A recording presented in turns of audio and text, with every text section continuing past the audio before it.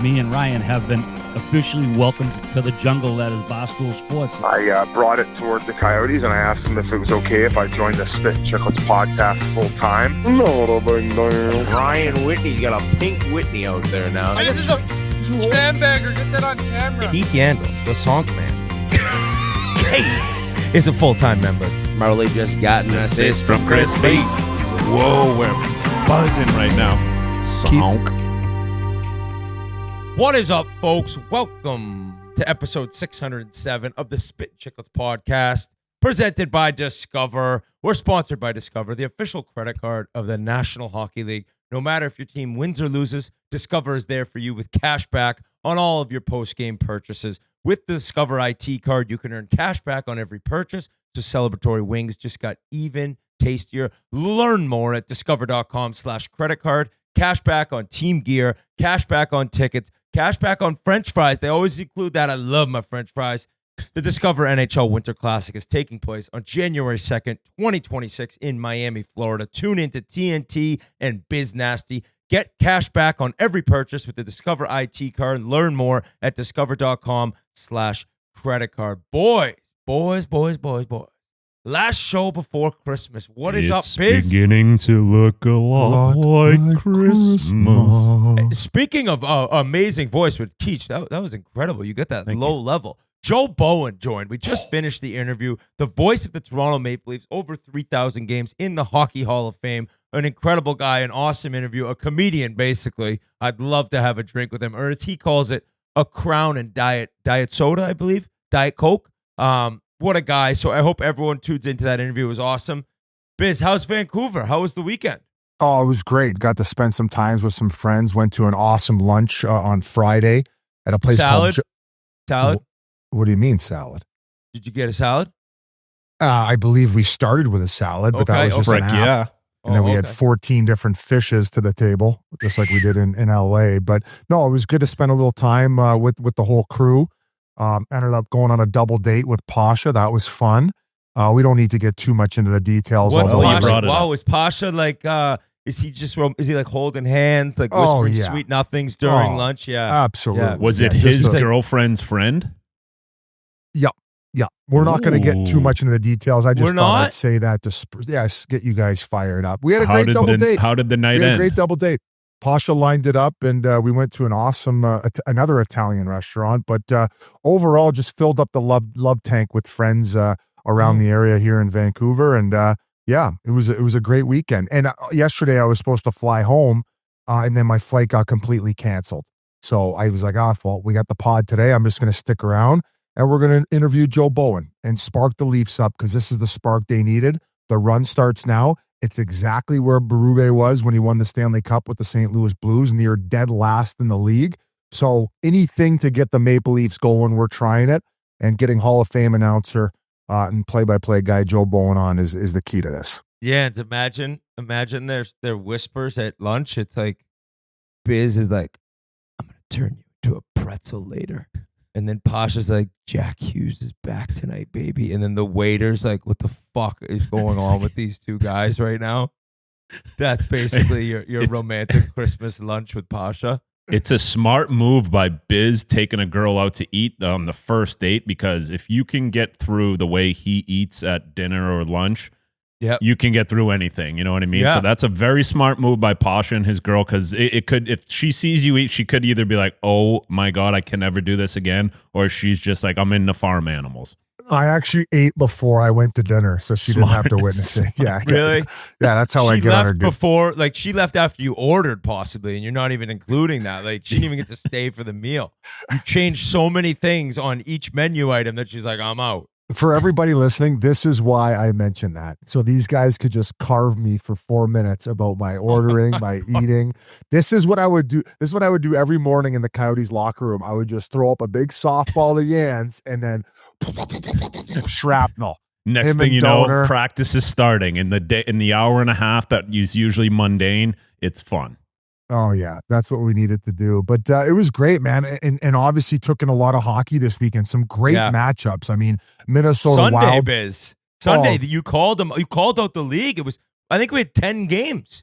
Yeah. Yeah, Goodell's shaking in his boots right now. But I mean, with the addition of Quinn Hughes, I feel like Minnesota, like every time they're on, I want to watch them just as much as I watch Colorado. It turns out who do they get to play this weekend? They get Edmonton and then Colorado on a back-to-back. So just so fun watching those games. Obviously, the Leafs, who have been struggling mightily, the Buffalo Sabres. So we got a lot to dive into, but just an incredible weekend of hockey, and things are rolling in the National Hockey League. What did you guys get up to this weekend?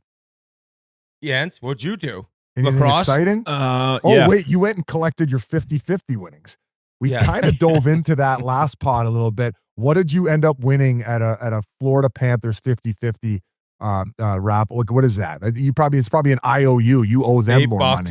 Yeah, it was funny because like the guy was texting me. He's like, "Hey, can you come and get this?" Because I had left the game early with like 10 minutes left in the third, and then I got the text on the way home, and I actually thought it was a joke. Like me and my buddy Frank, we were dying laughing, and then the guy's like, "Hey, can you come in the next few days to pick it up?" I'm like, "Yeah, sure." He's like, one of the girls who works for me, Danny, will come and meet you," and I'm like, "Fuck." There used to be a girl that used to help us out with the charity stuff to work for the Panthers. I hope it's not her. Like, I hope it's just I thought it was like an outside entity that took care of it. But no, it's the Florida Panthers. So I walk in there and it's all these people that I used to work with. They're dying laughing. They're like, this actually worked out great because all these people think the 50-50 is fake and that nobody wins it. And I'm like, well, now they're really going to think it's fake. So we're gonna. They're like, you're not leaving with this check, right? Yeah, no, back to us. Yeah, it's basically a give back, but it honestly made for a fun ride. Go to the rink, see the people, and sign out my life, give them my W-2s and all that stuff. But yeah, it was funny. So haven't got it yet. I think I don't know when they send it, and then I have to send it back. So that was good. The Friday night. It's like the Abbotsford Heat, the Canucks farm team, waiting on their rings.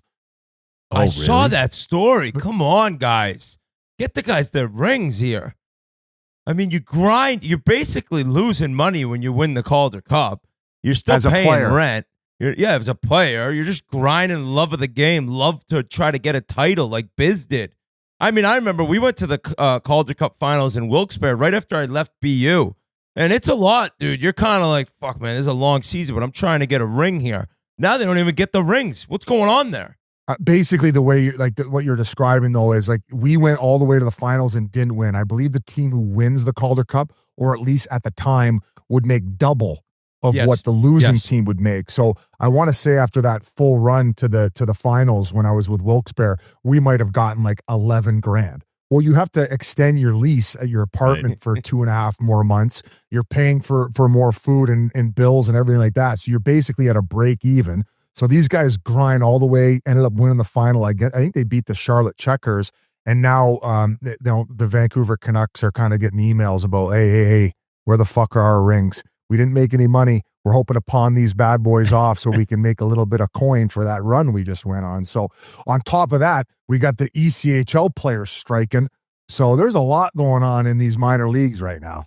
Yeah. Can you go into now the only thing that was going to come from us being small minority owners of an East Coast Hockey League team is basically the league falling apart. So, I mean, we mush any team, we pump their tires, and any team we chirp, they go on 6-game winning streak. Shout out Buffalo. We've gotten into the East Coast Hockey League, and now the players are going on strike. Can you explain what's happening? Because I'll speak out against the owners. I'll be players' side. Like, fuck the owners. Fuck myself. Fuck you. Fuck you, Take Keith. my stake in the team. Take it. I don't want it. I don't want to screw over any players living in some, maybe not great areas, although Greensboro is beautiful. And be grinding through the East Coast Hockey League. Keith said it earlier. They probably just want like a stick. Oh, well, first of all, like on a more serious note, like I feel like some of the stuff that I heard from the player rep was like pretty basic stuff, like bumping up the per diem pack on the road so these guys can go eat and internet not have to, at your house, not come out of pocket for meals. They do have a deal. I believe it's with Warrior, and a lot of the players who, especially some who have dealt with concussions, they don't want to wear the Warrior helmet because maybe it's not comfortable or it doesn't fit their noggin. Like, I feel like the helmet is the one piece of equipment that you should be able to say, no, that's what I want to wear. Obviously skates too, but we're talking about concussions here. So they made a rule that the only way that you could get out of wearing a Warrior bucket was if you'd had a concussion, where it's like, no. Let's wait till they all get one. Let's wait till they get a concussion to send in the doctor's note so then they could switch out. To me, that's completely ridiculous. No, that's got to change. So there was a laundry list of stuff that I don't know why some of the owners were pushing back on. Now, mind you, the Greensboro ownership group, we don't have say in a sense of the first vote or the vote that went on like recently, where now they're dealing with a strike. So all I'll say, like, get back to the table. All these reasonable requests, just check them off the list. Because, like, at this point, if they're going to keep bickering, like, I don't want any involvement in this, because I feel like the players deserve everything that they're asking for, including to raise the league minimum up to a reasonable amount. I know when I played, the league minimum was $250 in the ECHL. Keep in mind, folks at home, like, a week. Now, they had their living covered, and obviously all the gear and whatever gear that they could get at that time. I believe that league minimum now is $550 per week, and they're asking for that to get bumped up to a certain amount. So listen, I'm not at the negotiating table, but everything when I talked to the player representation sounded very reasonable in order to get. So I would imagine that this doesn't last very long. So we dealt with that situation when the ECHL Player Relief Fund, when COVID was going on, when all of a sudden, yeah, I get that the owners were struggling because there was going to be no gate, but the players were going to basically be out of 80% of their salary.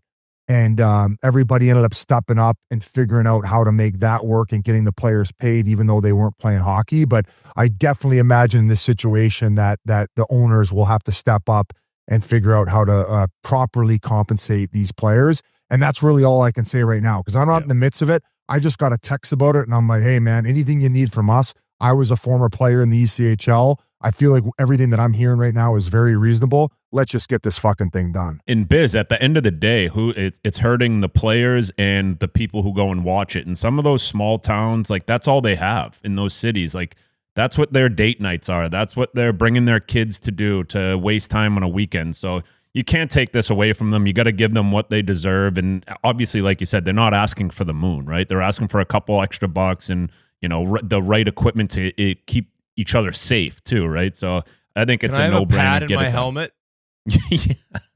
Can I not have a Jofa? Like, I don't think this is going to cut it. But also keep in mind, I would say at least half the rosters on these ECHL teams are NHL affiliated, where these guys have signed NHL contracts. So those aren't the guys who are making league minimum in the ECHL. There's probably a few guys per team, but they're just simply trying to get that bumped up to a reasonable amount, where guys who play in the ECHL who are on NHL contracts, the least they can make is the AHL deal that they sign. So some of these guys on entry levels with their signing bonus, and let's say they're making like 65, 70 in the American League, majority of them are making over 100K USD. That's what I made at the time when I signed with the Pittsburgh Penguins. I had 175K signing bonus, and I want to say I made 55, 60, 65 my first 3 years on that entry level. So with the bonus check you're getting every year, including your salary, I think I was at 105, maybe 110 per season on average. So remember, that's back then. The cost of living and all these things have gone up. So I feel like if you're playing in the ECHL and the least amount you're making should be around that, 55, 60K mark. Like maybe a little bit less than that. You roll your eyes with, but it's hard, right? No, I'm saying I agree with you. I'm saying it seems like that's doable. No wonder why guys are leaving the AHL to go play in college. Yeah. Well, I mean, yeah. So I remember, I'm not as informed as the representation for the ECHL players would be. So the PHPA, they can tell you everything you need to know about what the owners are being completely unreasonable about. The helmet thing seemed very odd. The per diem situation seemed very odd, and also the bumping up league minimum. So I don't know what the laundry list is. Go look into it if you're that interested. But It's clear that we're a player podcast. We're going to support the players. And if it came down to me having to fork over my less than 1% share of the Greensboro Gargoyles, fucking take it, give it to the guys. I don't care. I just want to see hockey in Greensboro thrive and guys in the ECHL get what they think that they deserve. So shout out to the ECHLers.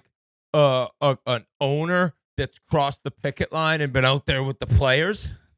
Because we could be out there. We could get like some helmets, not maybe the helmets they want. And then we're out there and we're just looking at like our counterparts on the other side. Help these guys out. And then we're just chanting and cheering. I could do that. I could see ourselves all doing that. Well, the way that our fans are revolting, I might be back playing in the ECHL before I know it. So who knows, man? After this Netflix, some people really hate our guts. They hate us. And now listen, I've had a long time since I was in Edmonton and the end of Pittsburgh, and the Ducks fans were quiet, but they were out there. People have hated me for many years. So I don't love that any of the Chiclets fans hate us now, but what are you going to do? I still love you. I still love you. I love you. I don't care if you hate me. I love you. And you can remember every night as you hate me and you write me mean things, I still love you. And I wish the best things happen to you. And I wish that you have a wonderful Christmas or Hanukkah or Kwanzaa, whatever you celebrate. I love you, even though you hate me. I got a question. What's Kwanzaa? I think Kwanzaa is an African celebration of Christmas. Now, that might be completely inaccurate. Okay. Keith, you've heard of Kwanzaa. We call it Kwanzaa, which is even funnier. Kwanzaa might be like an old game on The Price is Right. I think Kwanzaa is a legitimate celebration, African celebration of Christmas. Maybe Kwanzaa is an annual non-religious celebration of African-American culture, community, and heritage observed from December 26th to January 1st, founded in 1966 by Dr. Mualana Karenga. It is based on African harvest festival traditions and aims to reaffirm cultural ties and community bonds in the African diaspora. So I've said this before. My mother was born in Chicago, and she's 50% black because my grandfather was full black. Can I celebrate Kwanzaa? 100%. Anyone can. That's the best part about all these different. Shit. You could celebrate anything you want, right? Yep. I mean, there may be people who really are disappointed we left YouTube for Netflix on the podcast episodes that say you can't celebrate anything. Yeah. But I'm telling you, Biz, what I say, I love you.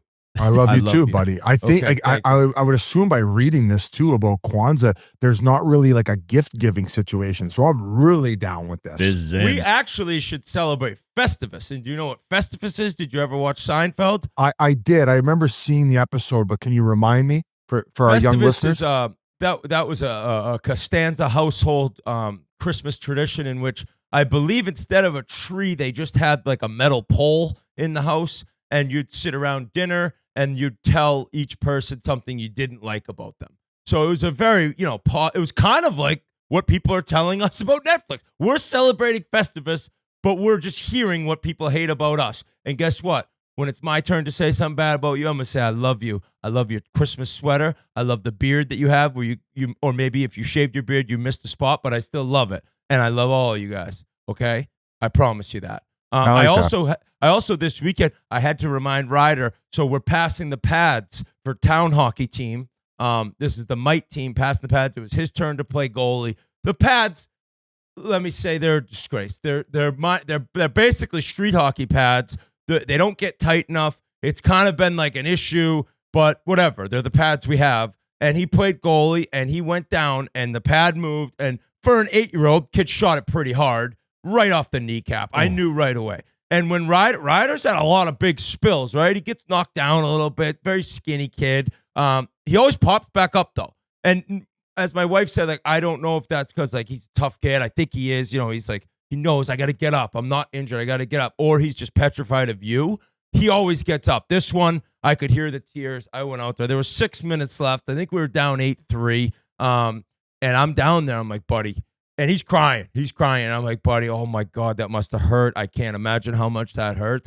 You got to get up. You got to finish the game. And he got up. He gingerly got up through the tears. Next 6 minutes, he cried the whole time, but he finished the game.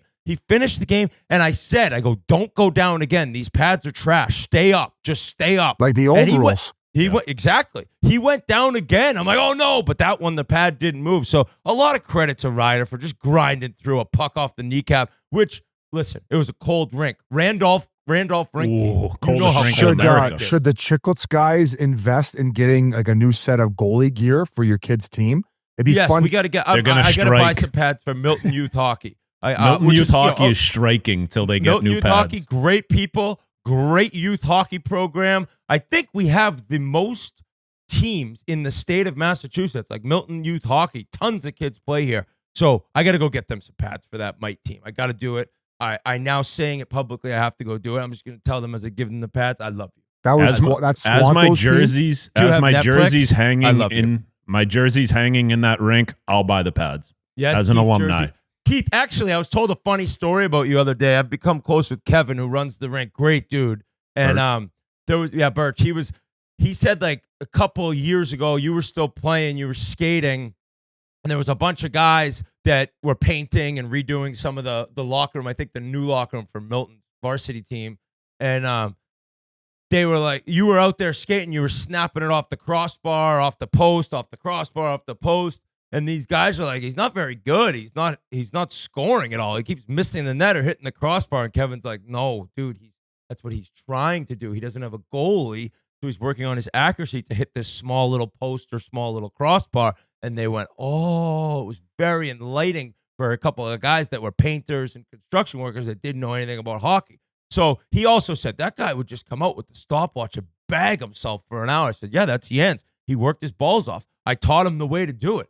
That's what, because I love you, Keith. I love you too. I like the theme of this podcast, and we're going to be putting that 50-50 money to use with you getting the new pads. For pads, exactly. So would you want any logo on it, or what would you put on the pads? I think a red and white, sick. a nice red and white. If you could get red and white and then the M, half of the M on the right pad and half of the M on the left pad, now we're talking. Okay. Now we're talking right Done. now. So, yeah, great weekend. I got 2 more sleeps, then the wife's home. It'll be Christmas Eve. Kids are very excited. I've had 2 very close calls with Keithy. That's our elf. You know, Elf on a Shelf. Talked about him many times. There's Snoop on the Stoop. We've talked about that. Well, Bree said before she left, she's like, you can't forget to move Keithy every night. Don't forget to move Keithy. Twice I've come down like with Ryder in the morning, and he goes to look, and I'm like, no. And so I go, oh my God, I heard something down in the bathroom underneath the stairs. And then I run and get Keithy and move him quick. So I've been disappointed in that. Haven't been caught. Keithy has still been moving back and forth. He's shaking. He's telling everyone he loves them on the trip back to the North Pole every night. So I'm safe with that. But there's been close calls with me sneaking around. Like today, I had a towel on. I had to shove him under the towel as I walked by Ryder to get into I put him on the tree. Bang, he's up top. So tree looks great. Lights look great. Rink's awesome. The Yandel boys came over yesterday. So Bry came over with Brian, Colin, and Liam. They stayed outside. Liam was outside for 2 hours with the kids. Colin and Brian went out there. We're watching football. It was great. 2 hours. Bunzo's son, my son, and Ryder and Wyatt are out there. And the older boys, they're out there. And you know those young kids, when they're skating with the older kids, they just want to impress them. They just want to stay out there forever. So it was a wonderful Sunday. Like one of those Sundays, you're sitting around, you're looking at your good friends, lifelong friends. You say, buddy, I hope you know I love you. And please get a Netflix subscription. That's kind of how it went. So They have it. They have it. The hockey was awesome.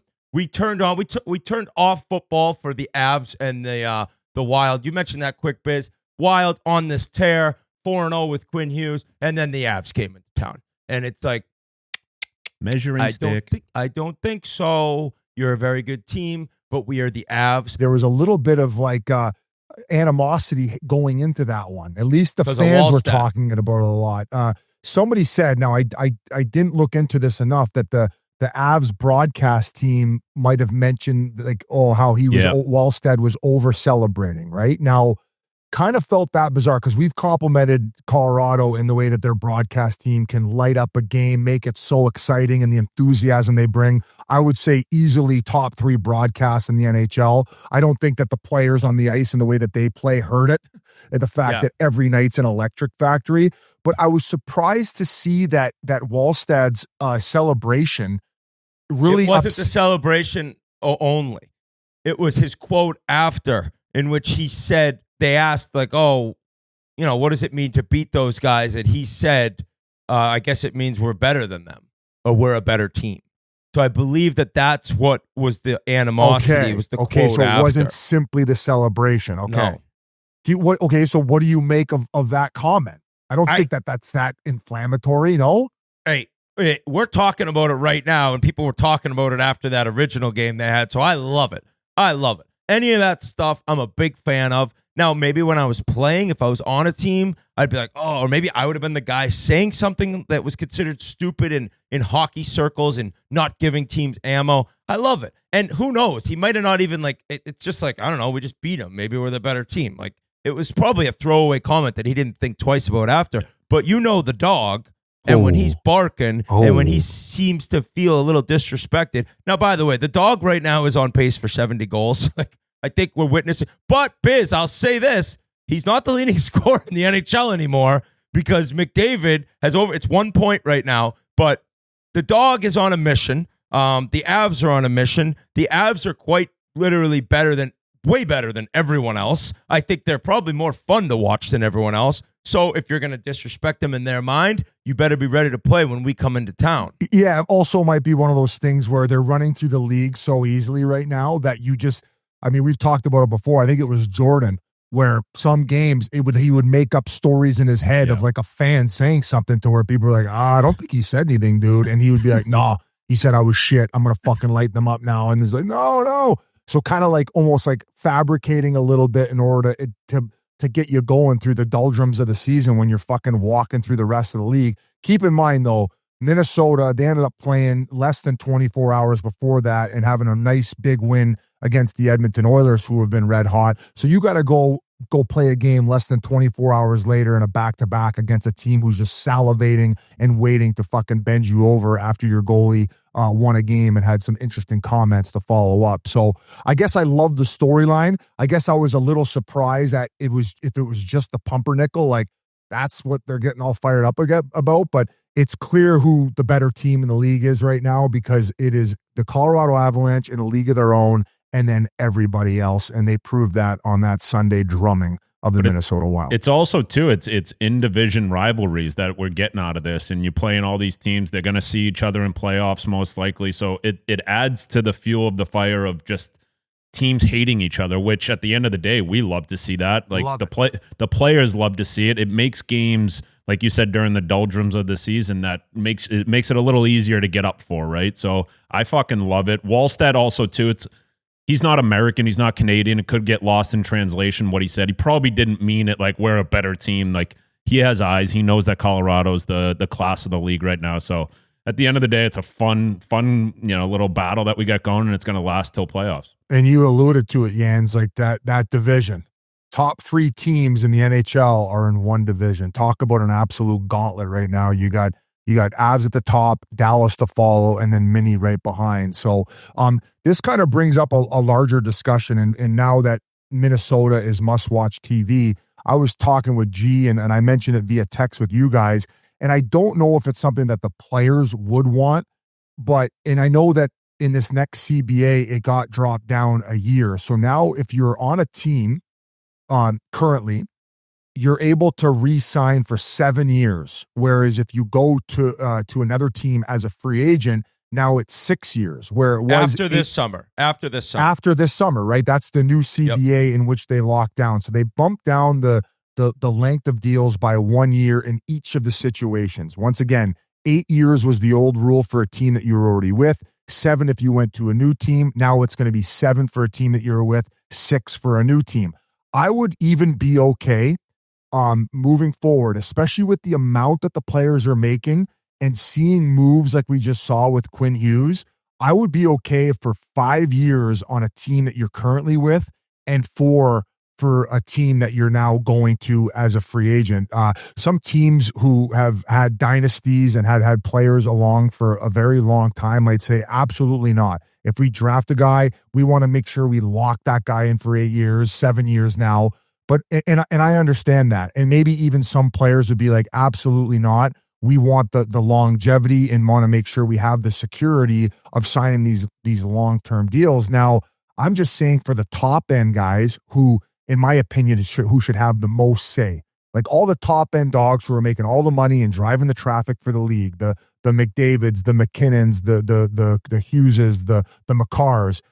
I I wouldn't mind that 5 years because of where the tags would be. And then there would be no real leaving money on the table. You're going for the top dollar. And I think from a like ownership perspective, they would be thrilled with it because they don't have a problem paying the top dollar. I think what they have more of an issue with is most of the times in years maybe 6, especially 7 and 8, how well are these guys playing up to that contract? And how many times do you see where guys, probably by the time of the end of those deals, where the money keeps being brought up with what they're making based on what they're contributing, that they would probably want out of that team in that situation to begin with? Like, look at Darnell. Remember Luongo? Remember Luongo being Yeah. like, my contract sucks. Yeah. I would say at least 50% of these 8-year deals, or even 7, teams and players are kind of like, oh God, I wish this would have ended where he was kind of like at his prime. And then now he's signing for a fair dollar amount and maybe even off to a better situation and not being ragged on. Like, you think Darnell wants to be getting fucking ragged on where every time his name's brought up in Edmonton, that all they can mention is that tag and that number? So, Well, that's one where it goes against the opposite would be like, well, I made whatever it is, 77 million. So I know what you're. okay. Yeah. So, but I would also like to ask, I mean, he's in a different situation because he's on a great team and he's probably loving life and the fact that they're going to the finals. But in most cases, like, that's the last thing that the guy wants to constantly hear over the course of that length of deal. And I would imagine that he would be okay. How many guys would be okay with making $1 million, maybe $1.5 million less on the same term, if not a little bit longer now that he's gotten a new deal? And that's not being brought up in every single discussion. And the main reason why I bring this up is it makes the league so much more interesting, where you're going to see more deals like we saw with Quinn Hughes, where you're More getting trades. a guy who's in his prime who ends up getting to move over, and you're making a good team into now a great competitive team, where I want the top 16 teams to be flat out the best teams in the league, where the top or the bottom 10, I don't give a fuck if they have one superstar going into the back half of the season and into playoffs. Like, I genuinely don't care, because they're going to be able to reload their organization quicker with the fact that when it's their turn to have all these guys, they can sign them to the 4 or 5 year big year deals and then eventually move on. Do you get what I'm saying? I want to see more deals like the Quinn Hughes deals to make more super teams, because the hockey's way better. I want to watch more Avs versus Edmonton, or more Avs versus Minnesotas, than watch any of the shittier teams go at the good teams, or even going shitty teams on shitty teams. Some of this hockey, man, it's it's not good to watch. Yeah, the no watch list teams are. It's growing. Yeah, it's growing, and those games when they're on, it's like, all right, I'm gonna probably click over to Netflix here and maybe find a new show. Keith, I'll say the best players, I actually think, like what Matthews did, I think it's a no-brainer to sign 4 or 5 years. Yeah. And hit it again and hit it again. And your hit is so big each year. Your number's so big. You're making so much money in the 4 or 5 year deal anyways, that it's not like, but then with the 8-year deal and now it's 7, like a guy like Trent Frederick, gets $24 million over 8 years. Now, hasn't worked out great for him so far in Edmonton, but it's a guy's like, thank God I got that 8-year deal. I made $24 million. That's why I said some of the players would be like, oh, I just want the security. But in the same breath, I was more mentioning it for the top guys, where they won't feel as pressured to give a hometown discount, because it's such a shorter amount of time, where like now a team isn't necessarily, if the Trent Frederick and the way that he's been playing continues through over the course of his entire contract, well, buddy, years 3 through 8, man, like that's going to be hell for not only him, or you're but in the team, minors. It's just very negative, where but that 5-year term to me feels like a very good place where it won't be dragging out, and the media won't be getting on him. The fans won't be getting on him. And once again, like if he's still getting a 5-year deal at 2.5 per year, this guy won't be starving. He ain't going full Odell Beckham Jr. on that money. Yeah. Well, I would hate to take it away just because of what you said. The guys that have earned that money and signed those big deals that aren't the superstars of the league. Like you said, we'll use Trent Frederick for an example this whole time, but he wouldn't, if he signed a 2 or 3 year deal, he might be out of the league in 2 years. You know what I mean? Or somebody else, not him, but like these big guys take your advice and then just sign those deals, but keep the the ability for the other guys. Yeah, keep that ability for the guys to, secure a bag, whether it's a 7-year deal worth $3 million. That's life-changing money for those guys, where the big boys like Matthews has done and Connor just did, sign the 3-year, 4-year deal if you think that your team isn't going to be putting out the product that you want. But also, if guys are happy there, like, you tell me Barkov wouldn't want to sign another 8-year or 7-year deal next year or whenever he can. Like, if you're happy somewhere, then why not be able to have it? But I do agree with you that the big dogs shouldn't be signing the long-term deals just to, if shit does go wrong. Well, it tests loyalty. It creates way more dialogue. Is like, I don't know where the direction of this organization's heading. Yes. Is he going to resign? And then going back to why we were talking about Minnesota and Quinn Hughes, like, I want to see more top end guys move to like a super team to just watch better.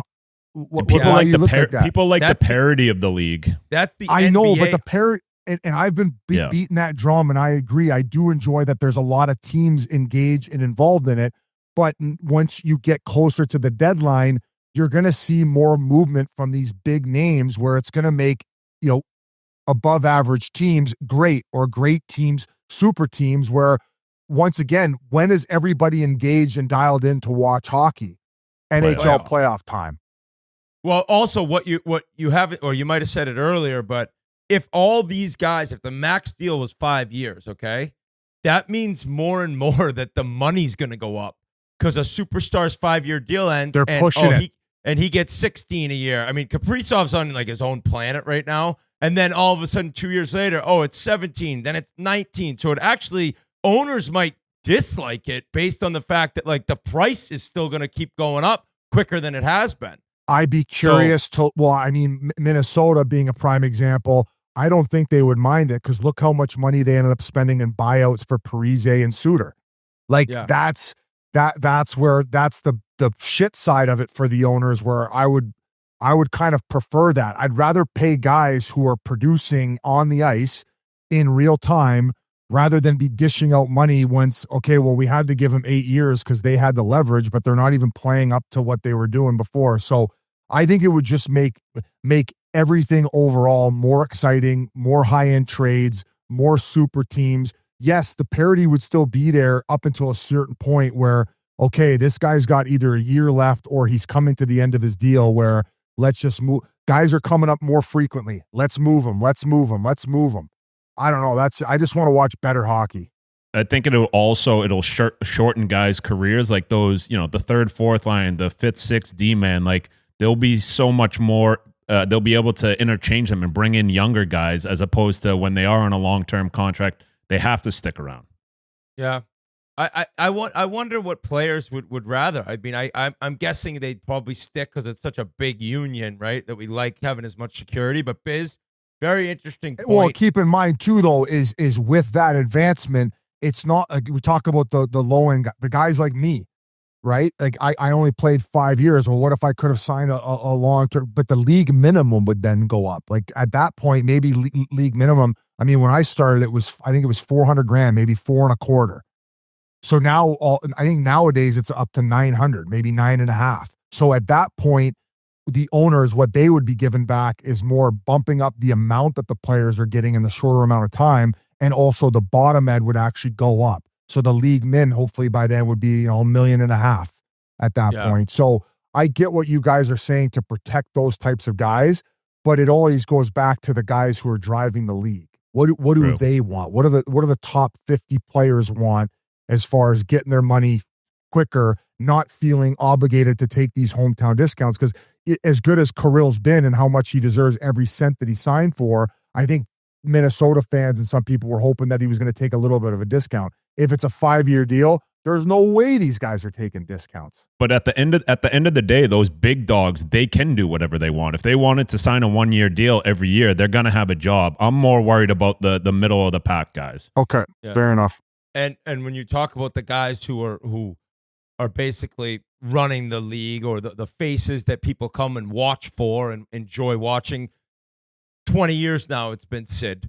And what Sid did, I passing Mario as the all-time leading scorer for the Pittsburgh Penguins. I think we talked about it last episode. Mario, 1,723 points in 915 games. Sid is now at 1,724. He passed Mario. Now, granted, a lot more games, 1,387. It kind of brings up a great discussion of, like, who is the greatest Penguin of all time?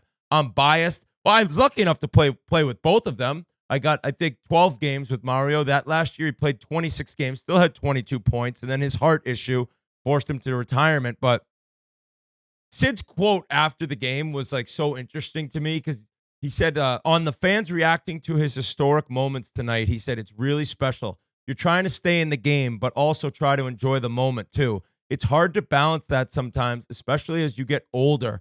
You tend to look at things a bit differently, which I was like, oh, like, and no question for him now. Like, I imagine his brain must have just been kind of running wild. Like, I just passed Mario. Like, I have the most points in the history of this organization that had two of the greatest players that's ever play here in Mario and Jágr.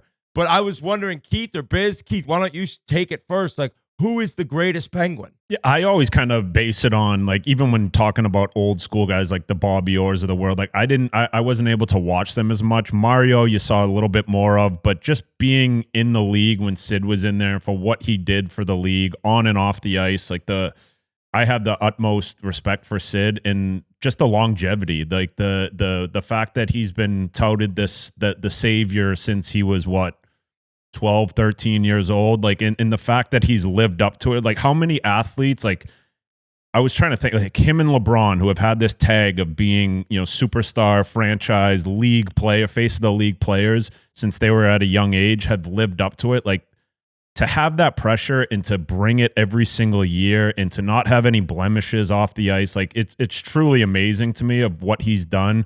Consummate pro, like, you think of the little things. Like, I remember in his first couple of years, people would talk about he's not great on face-offs. Like, he's got like, he was in the 40%, and he's been over 50% every other. I think 4 times in his career he hasn't been over 50%. So just, he's working on stuff in the summertime, getting better. So for me, it's got to be Sid, just because I saw it all. I was able to enjoy, able to play against them. So just and then the fact that you're passing Mario, a guy that he looked up to. I think he lived with him, right, Whit? Like, it's like, and the it's so picture amazing. of Mario when he got drafted, he's in the suit, he's standing behind. It's like, it's just the fact it worked out like this. Last episode I said, like, in Penguins fans' wildest dreams, they wouldn't have thought that he would have broken that record. And it's like the Biz is the NHL in the in a simulation. Like, he does it against the team that he grew up rooting for, against the Canadians, and he did it in his 1,387th game. So it's got his little touch on it. You know what I mean? It's crazy. Shocker. So.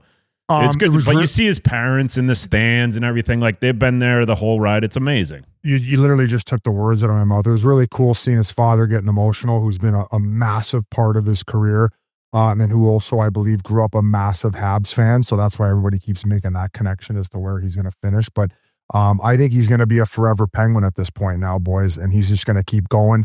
I agree with you, Whit. I think he's going to end up hitting that 2,000 point mark. As far as it seems away right now, I think he's still playing in another Olympics. And to answer your question, I'm going to say Mario, because I think Mario was basically, like, just as like individually gifted as Wayne Gretzky, maybe slightly below, but of course with everything that he went through health-wise and injury-wise with his back, he just didn't have the longevity. But when you talk about sheer domination through a period of time, he was a god. He was a god amongst boys. And, I think thankfully for that organization, he was also at the time willing to forego money on the spot to even keep that organization a thing.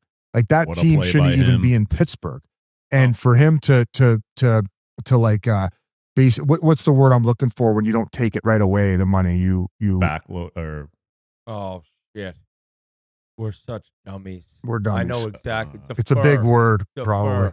Defer. Yeah. Thank you so much. He deferred $30 million of contract money at the time when he's basically going through the probably the back half of his career, not knowing what was going to go on, where the state of the organization was going to go, not even the state of the league at that point. So there were so many things that factor into why I think that he's for sure the Penguins' GOAT. But like you said, with the fact that when he was drafted and he was there behind him in that picture, to have imagined that he would be passing him in points is unimaginable. And he kind of set the foundation for Sid to go on and have success, and also got to live with them, and having a mentor like that to start out your career in order to catapult it to what he was able to become.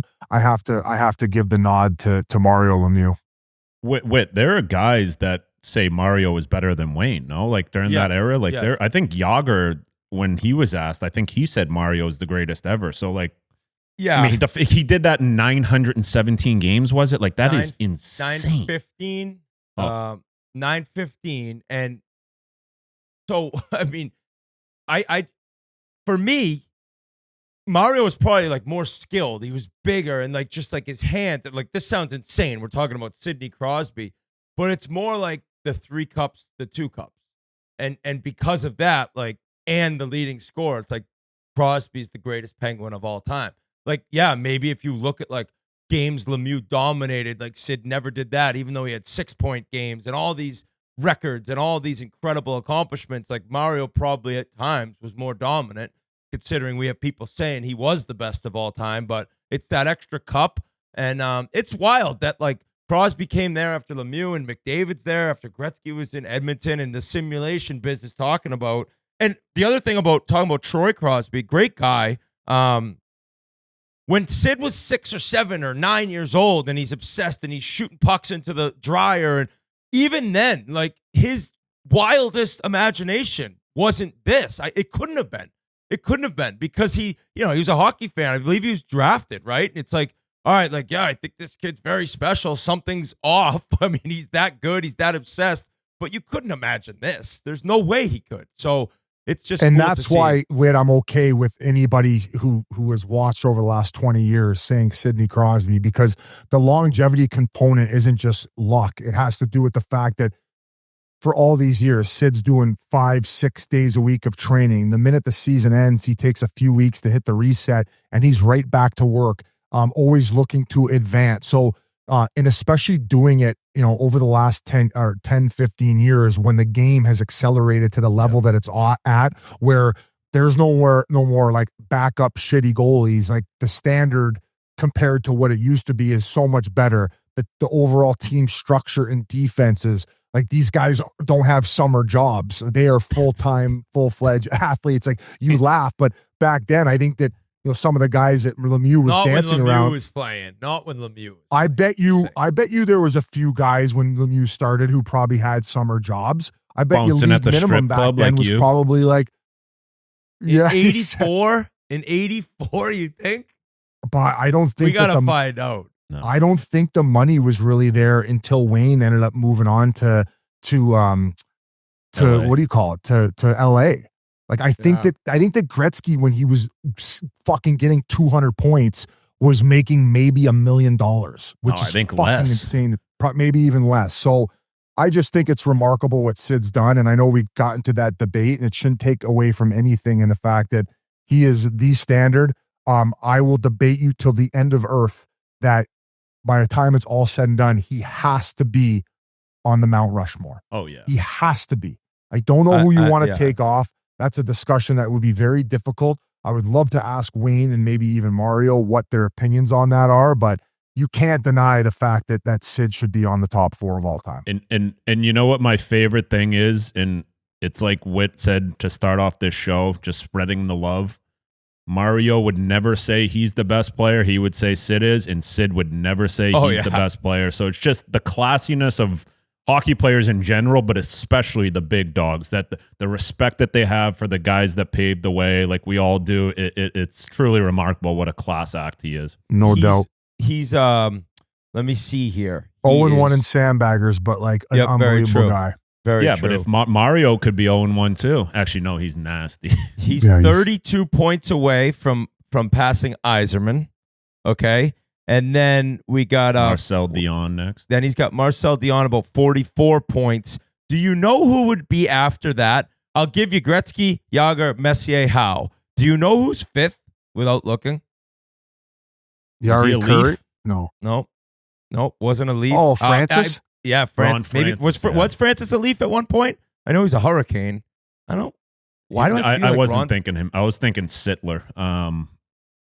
No, Ron Francis, fifth all time. What a that's pull by insane. Busy Boy here.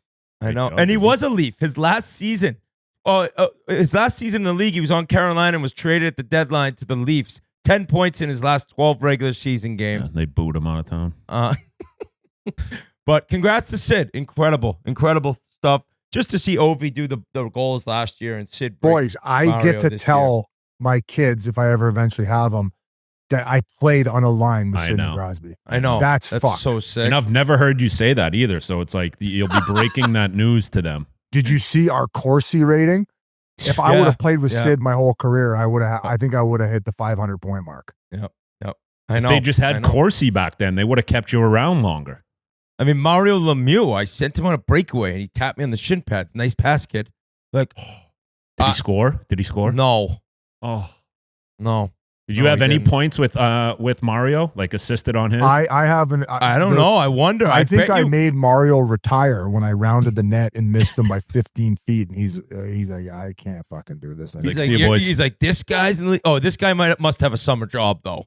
He must. Here's why I also put Mario ahead of him. And I talked about the deferred money. He turned that deferred 30 million into 280 sheets. Yeah, that was a great move in the end. I mean, that worked out pretty well for him. Guys, I want to take a moment and talk about Cook Unity. The holidays are here, which means it's time for comfort, joy, and really good food. Impress your relatives, even the judgy ones, with gourmet holiday meals from Cook Unity. Let the chefs take healthy meal prep off your plate with festive yet nutritious dishes. Festive holiday favorites are available for a limited time and only in select Cook Unity markets, like old-fashioned glazed holiday ham, the ultimate holiday turkey dinner, maple whipped sweet potatoes, and their candied yam camp. 3, 2, 1. And their candied yam cake. Oh my God, candied yam cake. Oh, it gets me going. Cooking quality meals take time, but it doesn't have to be your time. No cleanup or meal planning. Meals are delivered fully cooked. Just heat up in as little as 5 minutes. Enjoy culinary masterpieces for way less than restaurants or takeout and climbing grocery store prices. Cook Unity sent us a couple meals. They're unreal. And the best part is how easy and quick it is to cook these things up. They're already fully cooked. Just warm them up and you're eating there. It's home cooking, but better because it takes way less time and the cleanup is non-existent. Taste comfort and craftsmanship in every bite from the award-winning chefs behind Cook Unity.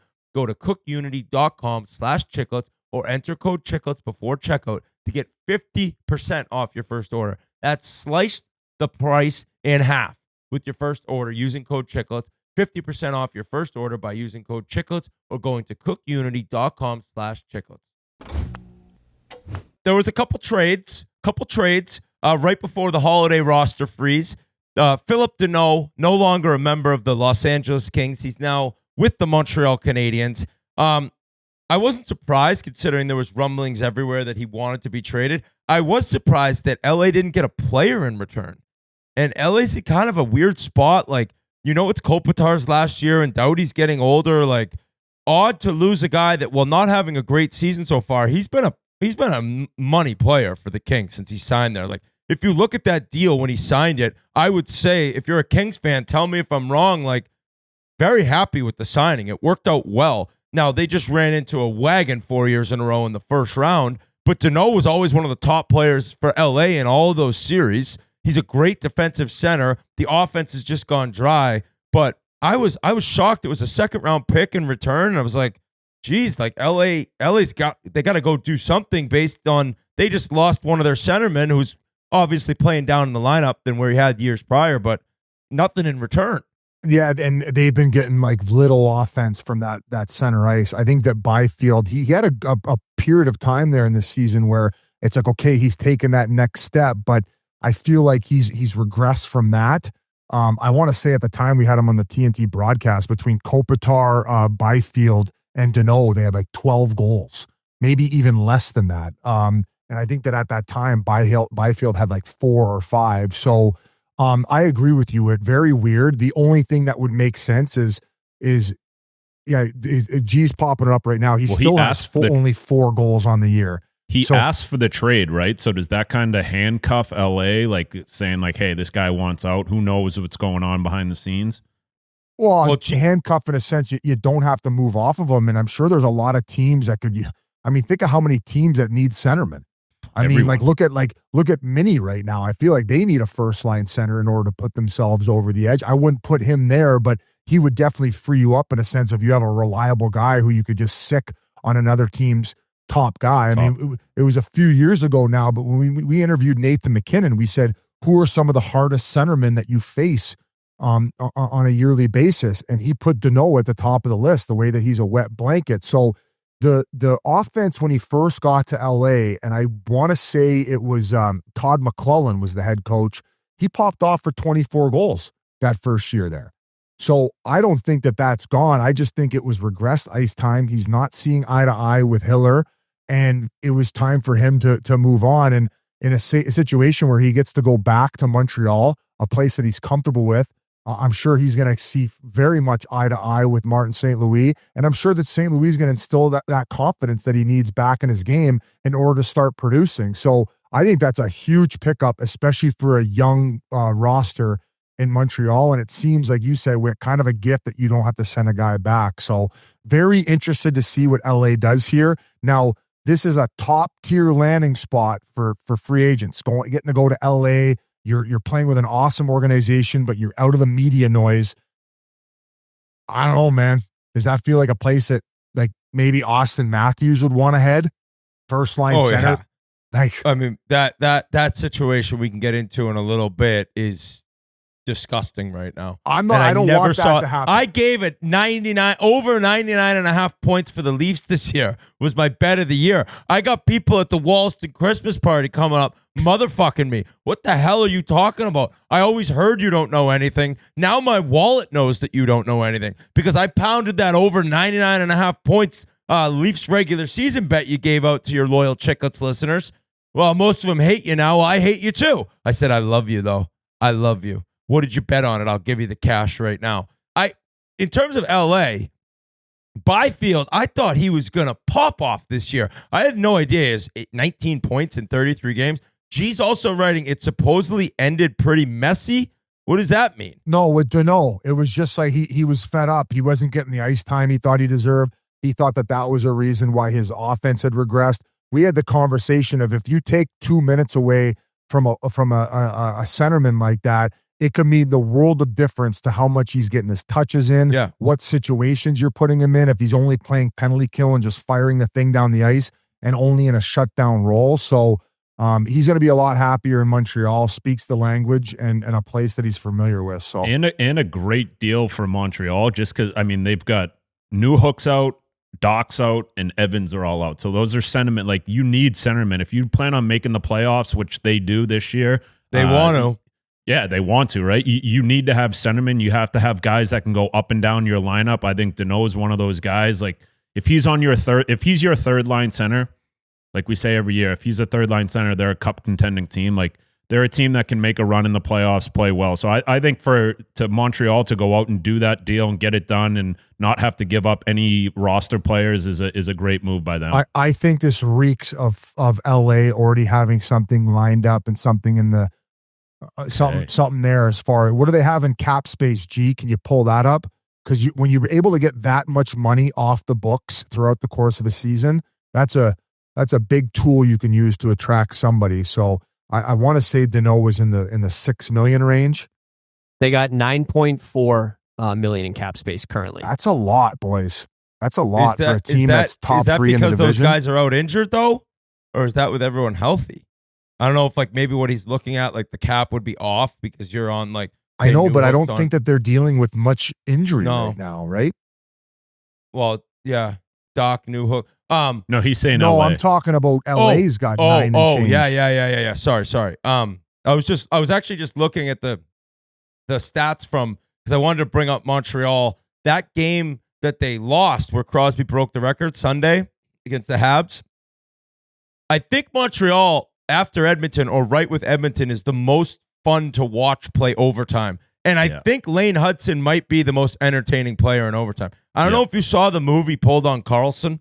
They put out Caulfield, Suzuki, and Hudson. And then I think the next group is Matheson, Slafkovsky. I don't remember who else, but that Caulfield Hudson thing, it's unreal. It's unreal. And Hudson is just flying. He's like born to play 3-on-3 hockey in the offensive zone, and he's a defenseman. So Pitt ended up finally ending the losing streak against them in the shootout, but incredible, entertaining overtime. I love those some of the overtimes you get. They're leaving the zone. One team gets possession off the faceoff, and they pretty much hold on to it the entire time. They throw it back to the goalie. That one was an example of just like, what do you call it? Electric factory business. Well, since we're on the topic of Montreal too, and I wanted to talk about that Atlantic Division, a little bit of a bizarre thing. We're going to get into Detroit too, but the top 2 leaders of the division, which go Detroit and then Montreal, Detroit is a -3 goal differential, and then Montreal is a -4 goal differential, at least when I looked yesterday. So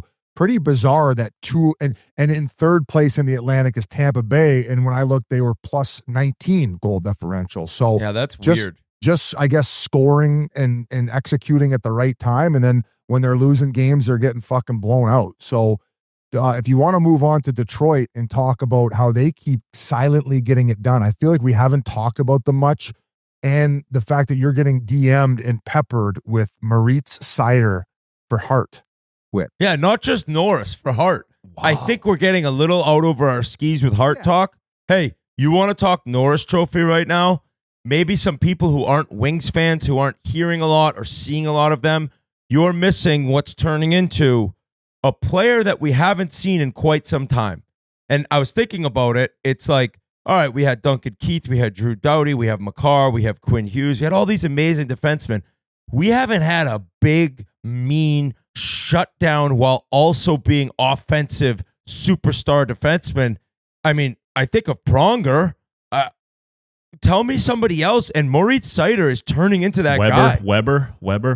Yep, Weber. I'll give him that. And I think that Seider might even be better passing than Weber. Yeah, Weber had the bomb. Weber had the bomb, and Seider has a bomb, but not the Weber bomb. Here comes the Weber bomb. Guy behind the net torturing me as I wasn't on the ice for the PK. Here comes the Weber bomb. I like it. I love it. I want some more of it.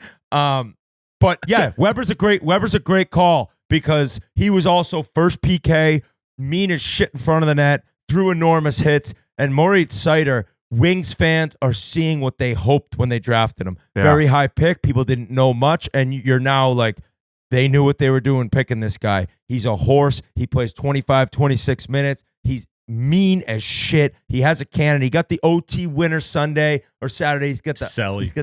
He get the sell. He's awesome. He got the that hand from up to the ear. The listen to the ear there. We haven't seen that from Austin. Oh, Austin did it to his home crowd that was booing the team. Yeah. He's just doing it like, tell me how much you love me. I am a big dominant defenseman. I do cross-check people in front of the net, and I make perfect breakout passes, and I run the PP. And now you're seeing a guy who's just coming into his own. What a contract.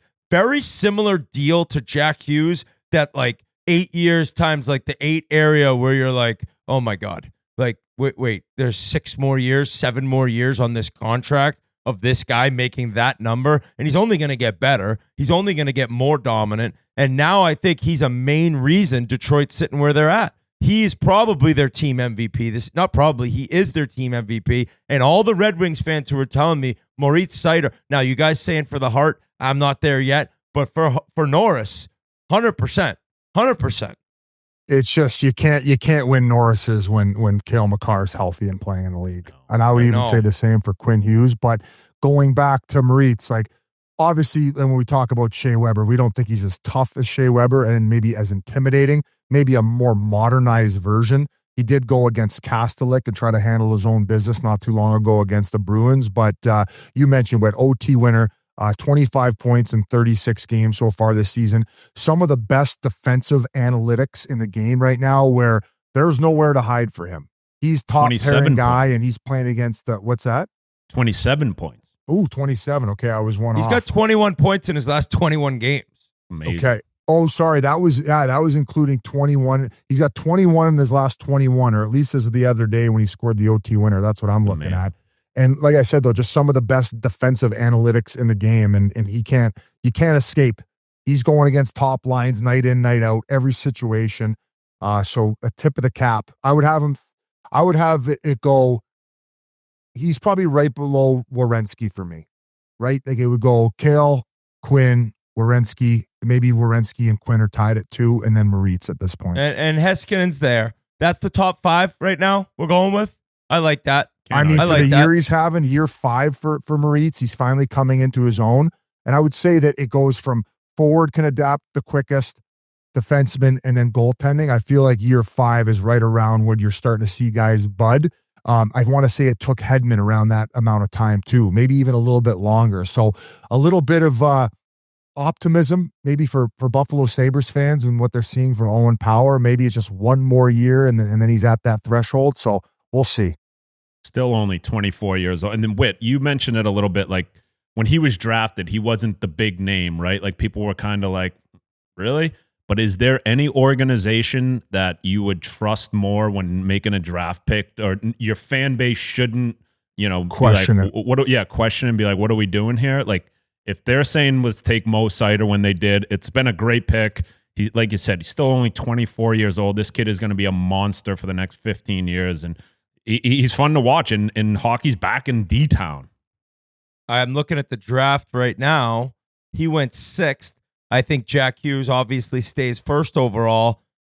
Then it's Seider. He went 6th. It was Capo Caco, Kirby Doc, Bowen Byram, Alex Turcotte, and then Moritz Seider. I mean, he's definitely going 2nd there, right? And then I think 3rd would be Boldy, who went 12th, who's just totally reached that level Billy Guerin talked about. Just going to be, if not, I mean, sounds crazy, if not the best, going into the Olympics. I mean, that's a top 3 forward for Team USA. So, yeah, Detroit hit a home run with him. Very happy for those fans. Detroit, it's weird because like their goaltending save percentage and what the goalies have been able to do, it's not great. Both guys below 900. I don't think Gibson had a win the entire month of November. So kind of bizarre to see how successful they've been, yet have such bad goalie stats. But I think it goes back to the year that the Brinket's having. He has 20 tucks right now, well on pace to get over 40. Obviously, Dylan Larkin. And the confidence that he took from Four Nations last year, the way that he ended last season, and that he's taken into this year. And then our boy, Lucas Raymond, he's got 18 tucks as well. So the top end guys keeping their special teams very good. And just, that's a big reason as to why they're at the top of the division. So credit for them for not making, any crazy moves, sticking to their guns and sticking with the familiarity to their roster. It'll be fun to watch Seider in the Olympics, like playing against guys in his league. A lot of guys on his team aren't in the NHL. Like he'll be showing the way of how you play like a North American style game. He'll be torturing guys in front of the net as much as you can in IIHF rules. But yeah, true. Hey, I don't know what to expect from Germany, but you take a penalty against them. You got Leon, you got him, and you got Stutzel, who's on fire right now, and Ottawa's on fire right now. Heads up for their power play, at least. I can't. That's a guy I can't wait to see play like best on best. That's a good call right there. And Biz, you mentioned quickly Buffalo. All that was needed, and you put it out onto Twitter. Very good call. I just had to say 0.0. I wouldn't even give them the 0.01% chance of playoffs. And what do you give them now? They've ripped off 6 in a row, 5 in a row since Kevin Adams was let go. Kekalainen comes in. Rasmus Dahlin, goal of the year by a defenseman so far, maybe this season. Walked the whole goddamn team. Walking the whole team. Like, Keith, did you ever do that in the NHL? No, God, no. I never. You never went in 10? Oh, yeah, I went end-to-end a few times, but not walking everybody, maybe just beating 1 or 2 guys wide. Speed wide. Against maybe you guys. Remember in Edmonton, I scored the OT winner? That was But it was pretty against sick. it was like Theo Peckham I beat wide. Like, what are we doing?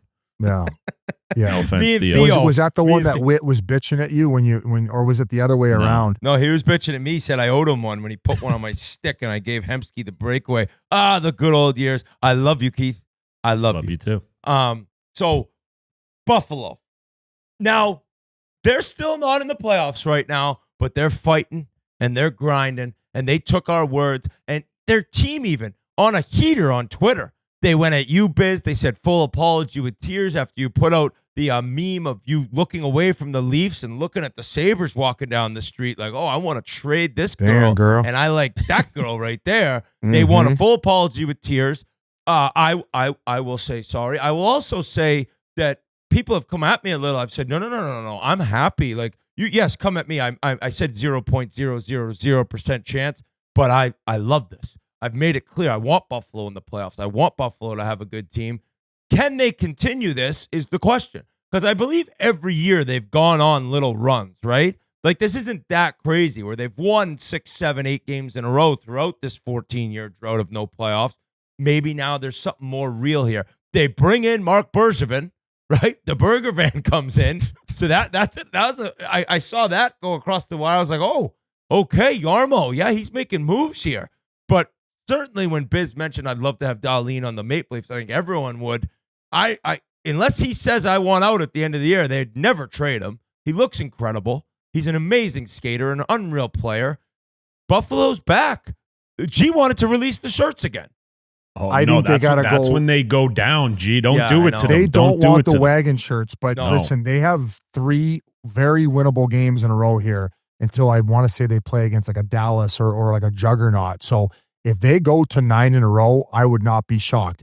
If they hit 9 in a row, the shirts are hitting the market. Like we are They got releasing those. Ottawa, Boston, St. Louis, and then the Stars. Yeah. Those So are those three are winnable Ottawa's winnable playing games. good.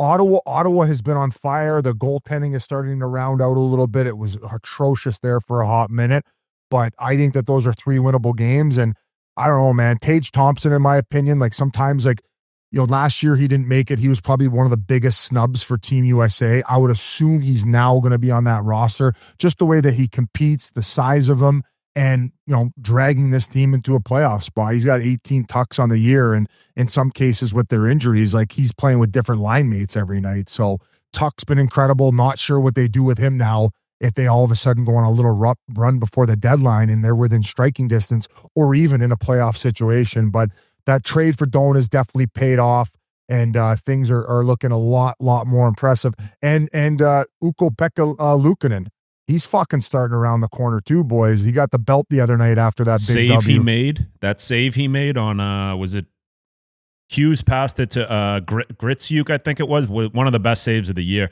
But talk about a team that doesn't want the break to come too, right? Like, you gotta. That's when shit can kind We're of humming. Now Benson is money, and he's missed games. He's back. He's a water bug. I remember we talked about, like, kind of couldn't believe he made it as an 18-year-old right after the draft, because it was like, oh, it's Buffalo. Like, just let the kid develop more instead of He's rushing. a piece of shit to play Yeah. against. He's in front of the other team's net all the time.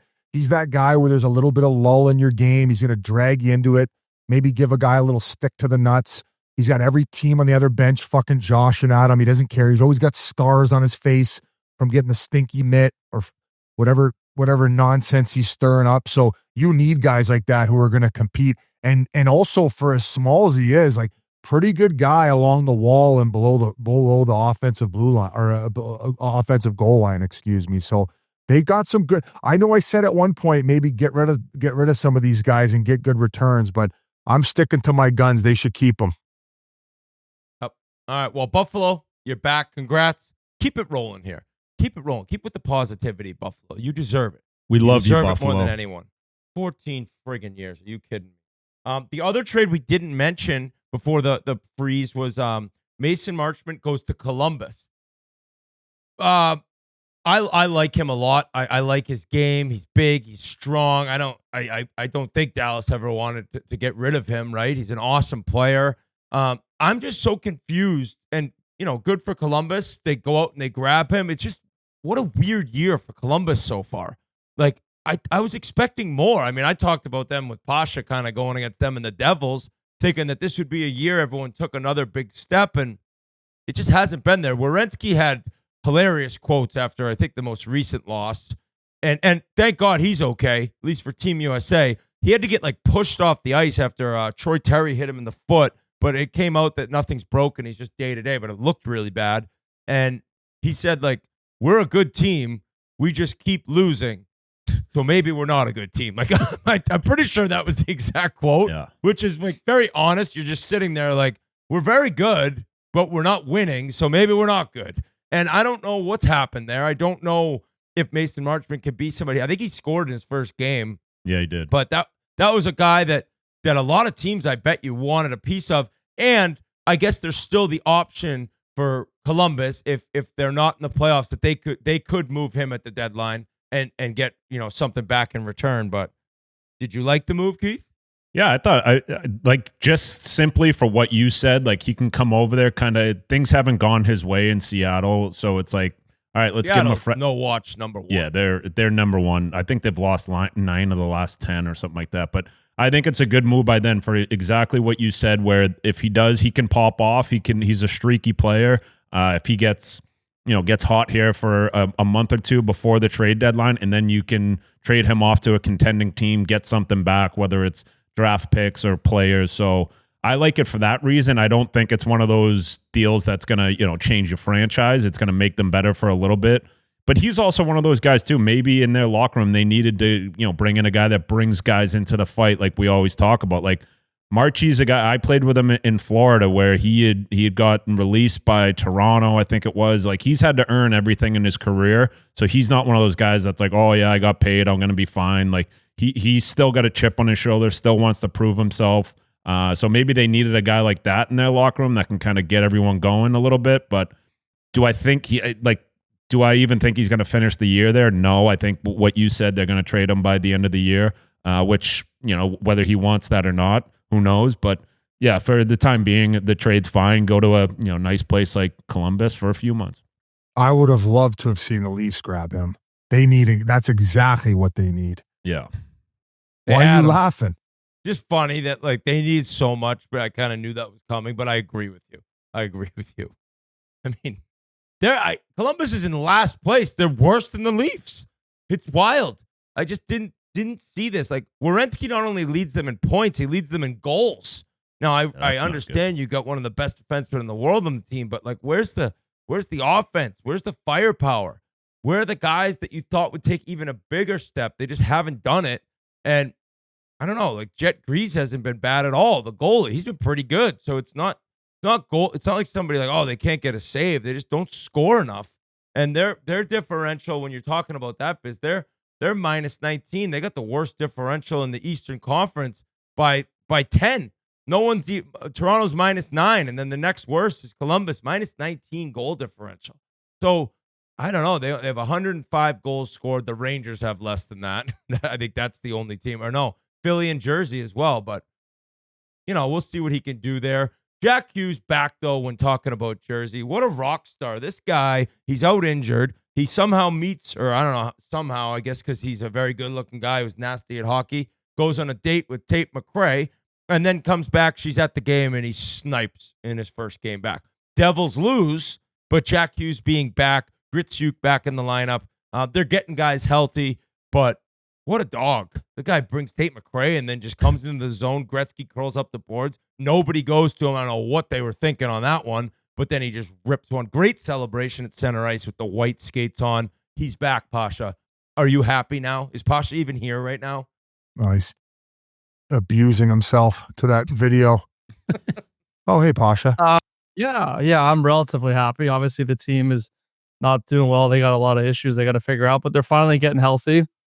In the past week alone, Pesce, Meyer, Gritsuk, and Hughes all back in the lineup. So that's obviously like fucking half their best players there. So, I'm not worried that they lost that game. I thought they played pretty well. So, yeah, they'll iron it out. And then actually TMZ just posted a few hours ago, Jack and Tate kind of strolling around NYC this morning. So wow, looks like it's so Jack to the Rangers. Yeah, oh, for sure. They're scoping out apartments together in Hell's Kitchen. The box next to Tate, it was Fitzy's box. Did you see the photo? I saw the helicopter photo, yeah. momming, overseeing what's going on. Is this going to be a distraction to our team? So, do you think he has people out kind of monitoring? Fitzy's got bigger things to worry about than Jack's love life. Does he though? Yeah, he's got to go out and pull the fucking trigger on a trade, get a centerman, get a winger. He doesn't have to worry about what Jack's doing in his off time. But having Tate McRae in the boxes at your game at the Prudential Center is more attractive to get a centerman, a left winger. Like that's bringing. I'm sure Ryan eyeballs. O'Reilly really cares about having Tate McRae in the building. He does. Well, hey, what are the chances Frank the Tank's hanging with Tate McRae at one point, right? He's in the building. He's too busy working out with Arnold Schwarzenegger. Do you see that?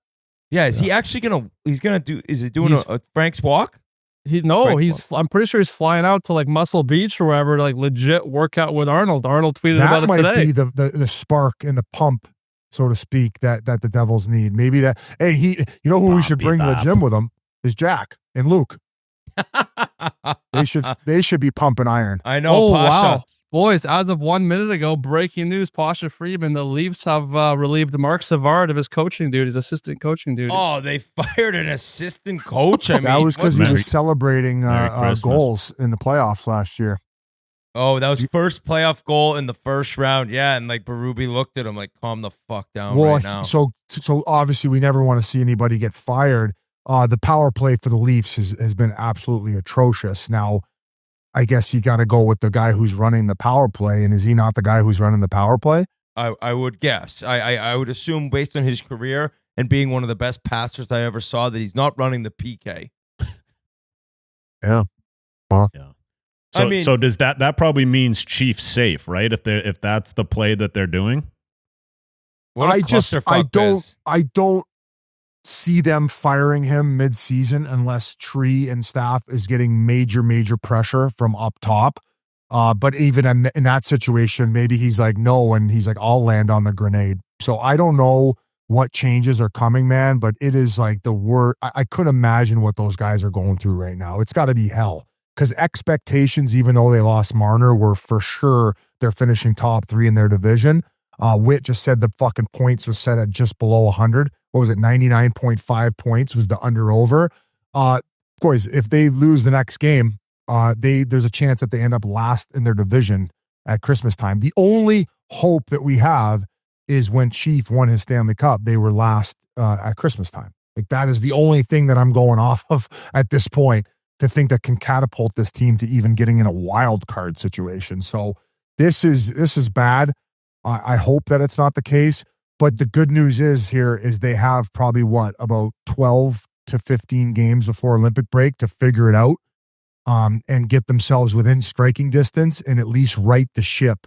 Because right now it is fucking ugly.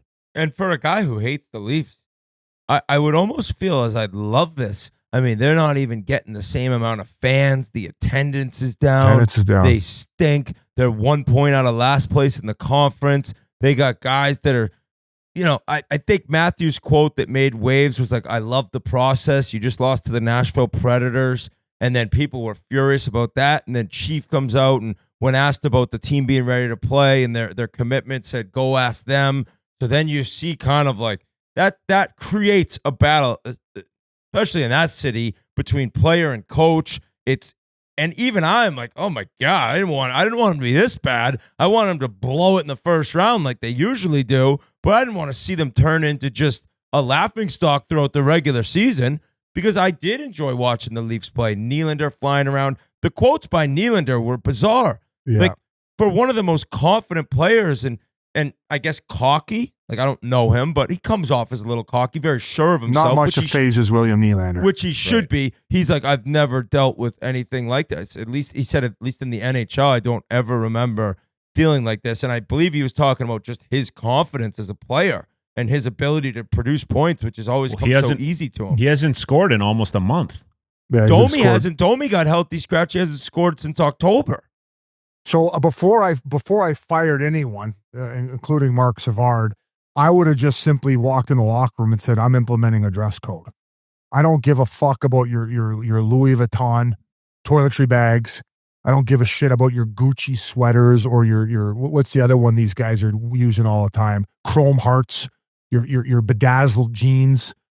You fucking looking like that with. They're wearing these chrome heart jeans. They got the fucking decals on them. I gotta 10 Google grand. these. Yeah, They're like it's 10 grand.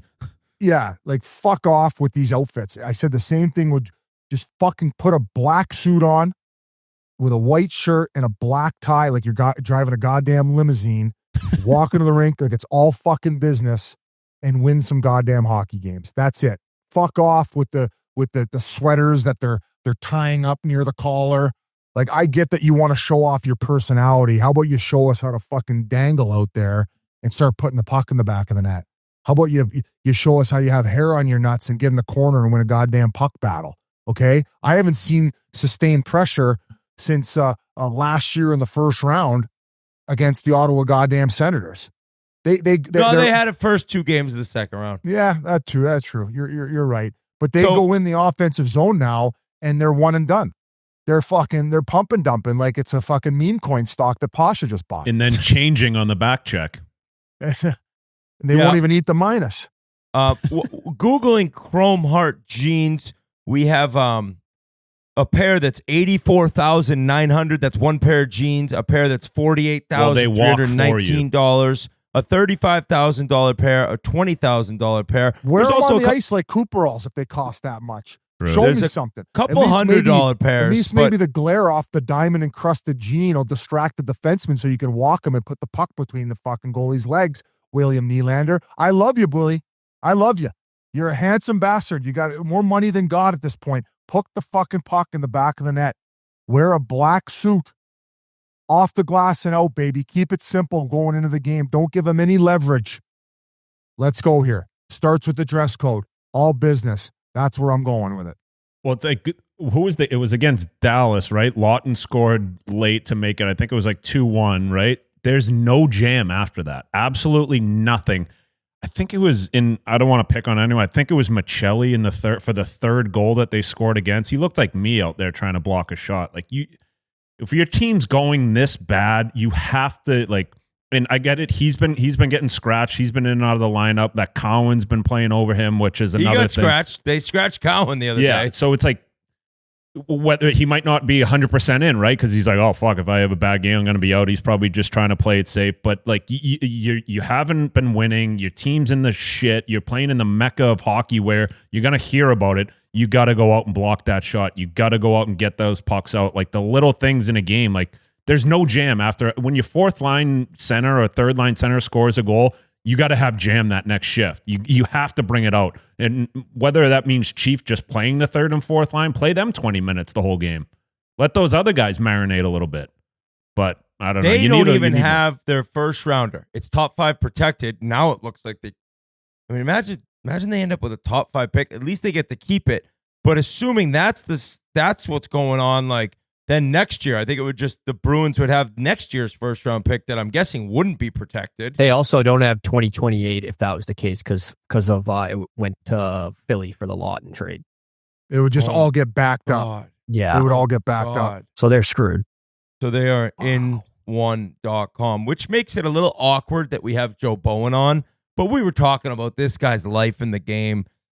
Over 3,000 games. 1982, I believe he started. The Leafs are bad, but Joe Bowen is entertaining, and what a voice on this guy. Holy Mackinac! So let's throw it over right now to a legend in the game, a Hall of Famer, Joe Bowen.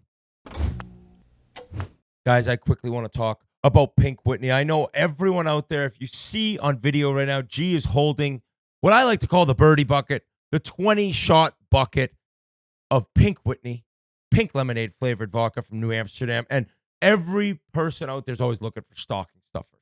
Now, granted, if you have little children, this is not a great stocking stuffer, but if you have an adult that you need to stuff a stocking for, the Pink Whitney nips are perfection. Then you just throw them in the fridge and you wait a couple minutes, and then Christmas morning, you catch a little buzz on the Pink Whitney. You enjoy yourselves, whether you're maybe outdoor fishing, outdoor rink season.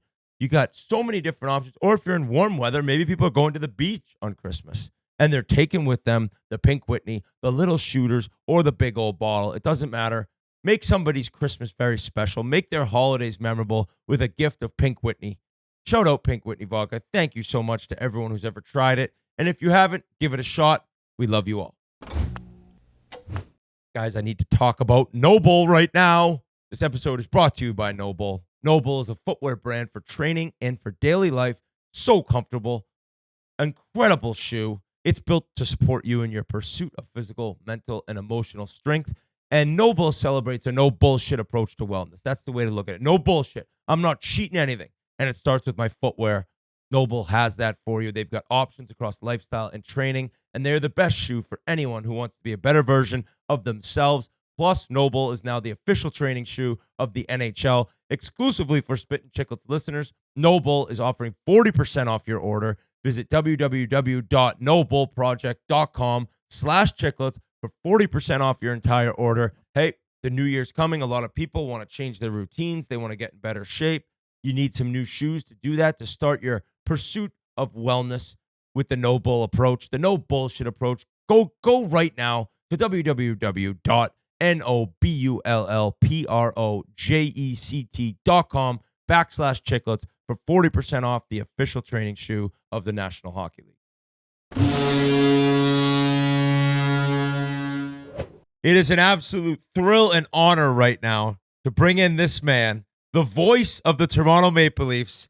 Hats off. The last season he'll be doing it. The legend, Joe Bowen. What's going on, Joe? Not much, boys. As they say, things are going just swimmingly, thank you. And it's my last season. I didn't think it was going to be my longest season, but we're hoping we can get things turned around and get things moving in the right direction. What do they need to do in order to do that? Well, Biz, you can't play defense anymore, and you couldn't play even when I watched you before. So I don't think you're the answer. Other people here might be an answer to it, but maybe, Keith, I maybe. don't know.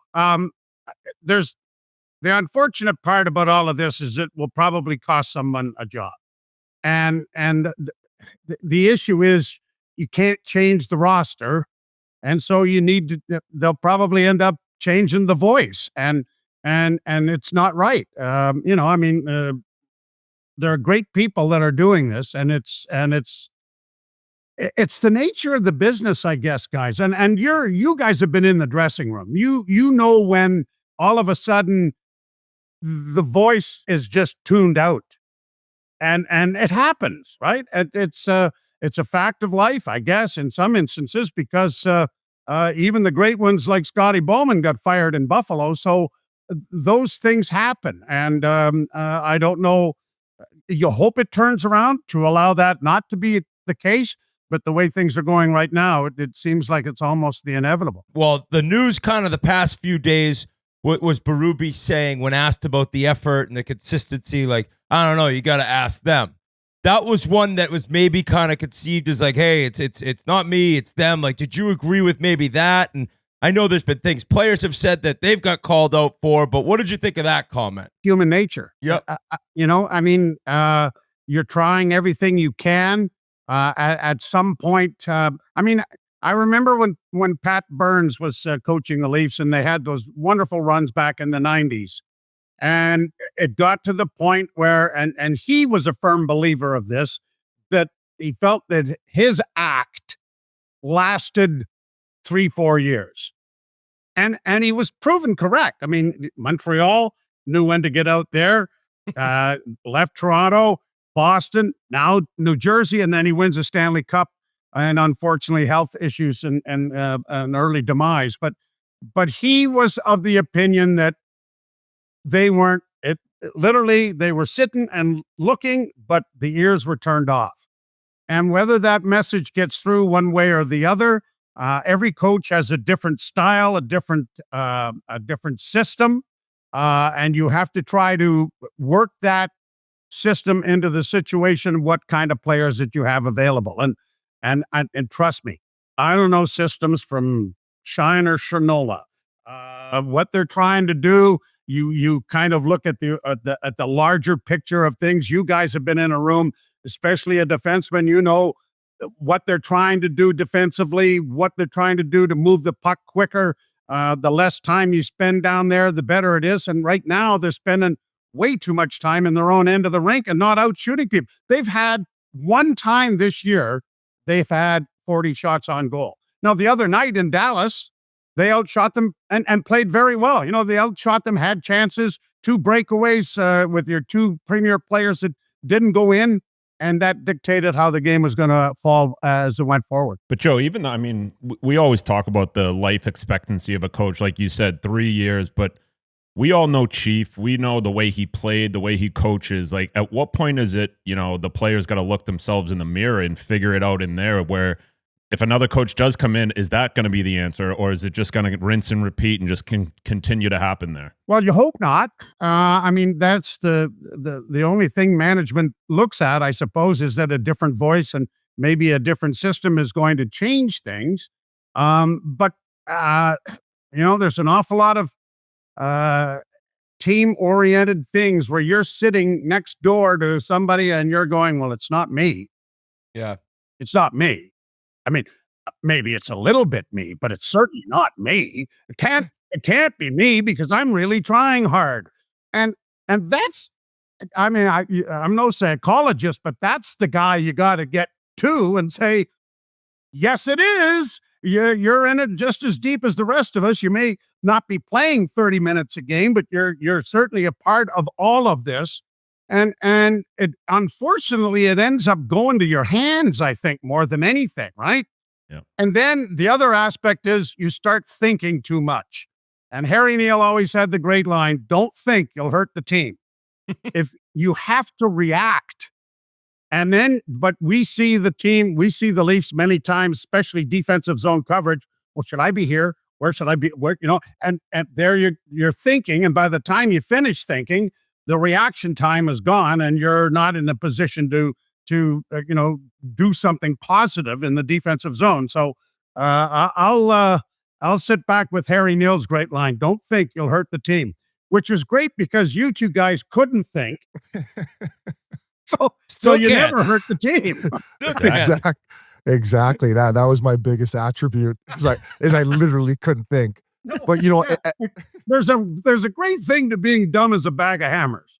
Yep. You know, and in sports, a lot of times being that dumb really kind of helps you out. This is the levity the locker room needs right now. And as depressing as it is, and as gloom as it is, we didn't have you on the podcast to talk about how shitty this year has gone. We wanted to bring you on to enlighten Leafs fans, bring us through the glory days and all the fun that you've provided them over the last 44 years. And you know, they honored you last week, and congratulations on an incredible run. You've been the voice of the Toronto Maple Leafs since that's all I've known, right? So, well, Biz, you were in Welland, right? You grew up in Welland. Now, I think you're a year older than my second oldest son, Derek. And we had a team called the Markham Thunder AAA team, and we went down to Welland and beat the doors off the football. You probably weren't on that team. You were a little younger. I was. But, we had some great runs with the guys in Welland, and great fun, great people down there. So all of the best to them. Oh, thank you, buddy. Yeah, it's great to finally get you on. We've had people barking forever to do it. I think now ended up being the perfect time. And usually how we like to ask our guests is we want to go back to the beginning and find out how everything started. When did your joy and love for hockey begin? Well, I was told by my mother and father that I was fussing and being walked around the floor when Bill Barilko scored the winning goal for the Maple Leafs in 1951. So let's start there, that I was a couple of days old, I suppose. But growing up in Sudbury, my dad was a general surgeon in Sudbury, delivered 3,000 Sudburyans, made 2 mistakes.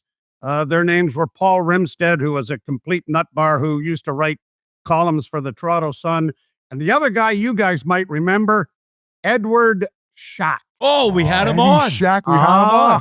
Shacky. Well, Eddie Shack was my dad pretty much, I think, dragged him out by his nose, and he was quite the character for sure. But my dad was a huge hockey fan. He played goal for University of Western Ontario Mustangs back in the day when goalies weren't allowed to fall down. And we were both huge Leaf fans and Johnny Bower fans. You said your dad delivered 3,000 babies and you've delivered 3,000 NHL games. Is that something that you that was in the back of your mind? It's not nearly, it doesn't even compare. Come on now. I mean, please. No, a lot of babies were probably conceived listening to you. Yeah. Oh, yeah. Yeah. That's A little busy bit more I was painful. warned Yeah. about this podcast, and here it goes down into the. All right. Well, whatever floats your boat, I suppose. Hey, watching half of those Leaf games might have been more painful than what the women were going through, actually. Well, you never know about that. But it's been a delight. I did a little bit of math, and I think that I have called the names of almost 700 players who have pulled the Leaf jersey over their shoulders.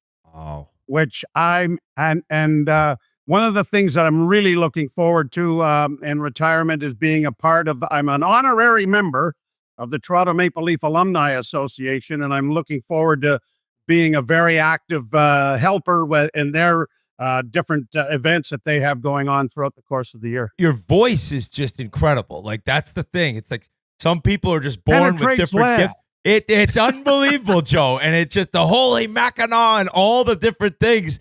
When did you kind of know, like, you were good at this? Like, was it in college? Like, did you do it in high school even? Like, what's the beginning for a broadcast? Well, backyard playing ball hockey, right? You were doing the announcing. Someone had to do the announcing while I was trying to stop the ball from going into the net. So, I guess we all did that as kids. We grew up loving Foster Hewitt and hating Danny Gallivan because he was doing the Montreal games. And later on in life, I got to meet, and really my idol. Danny was just an unbelievable individual from Nova Scotia. And I've always said that Danny Gallivan is at the very top of the Mount Rushmore, and the rest of us are stick handling our way down below there in the muck, trying to get anywhere close to him. He was unbelievable. He was a tremendous individual. And Foster, of course, was doing the Leaf game, so we loved him. Can you talk a little bit about, because I was always amazed, especially after the fact, getting into the broadcasting and stuff like that, but you just kind of your day-to-day of a game day, like the notes that I remember seeing, whether it was Darren Pang or, Heater and Phoenix, like the notes that you guys had, like the amount of stuff you had written down about people, like you must have been working all day before a game. In the old days, without the intranet, what a wonderful little invention this is. They have stuff on there that, well, never mind. Anyway, you had to go down to the rink to get the stats, right? And then you came home and you did your pregame prep. And guys, it's funny because there's not one play-by-play guy that I know that you could say he copied somebody and he does it exactly like so-and-so. No one does it the same. Everybody has their own little cheat sheets, their own little way of doing things. My son David hardly has any material because he has it on his phone. And I'm going, what happens if that thing goes right into the shider? What happens then? But where's this? Where's this to have in your hand? But he, that's the way he does the games.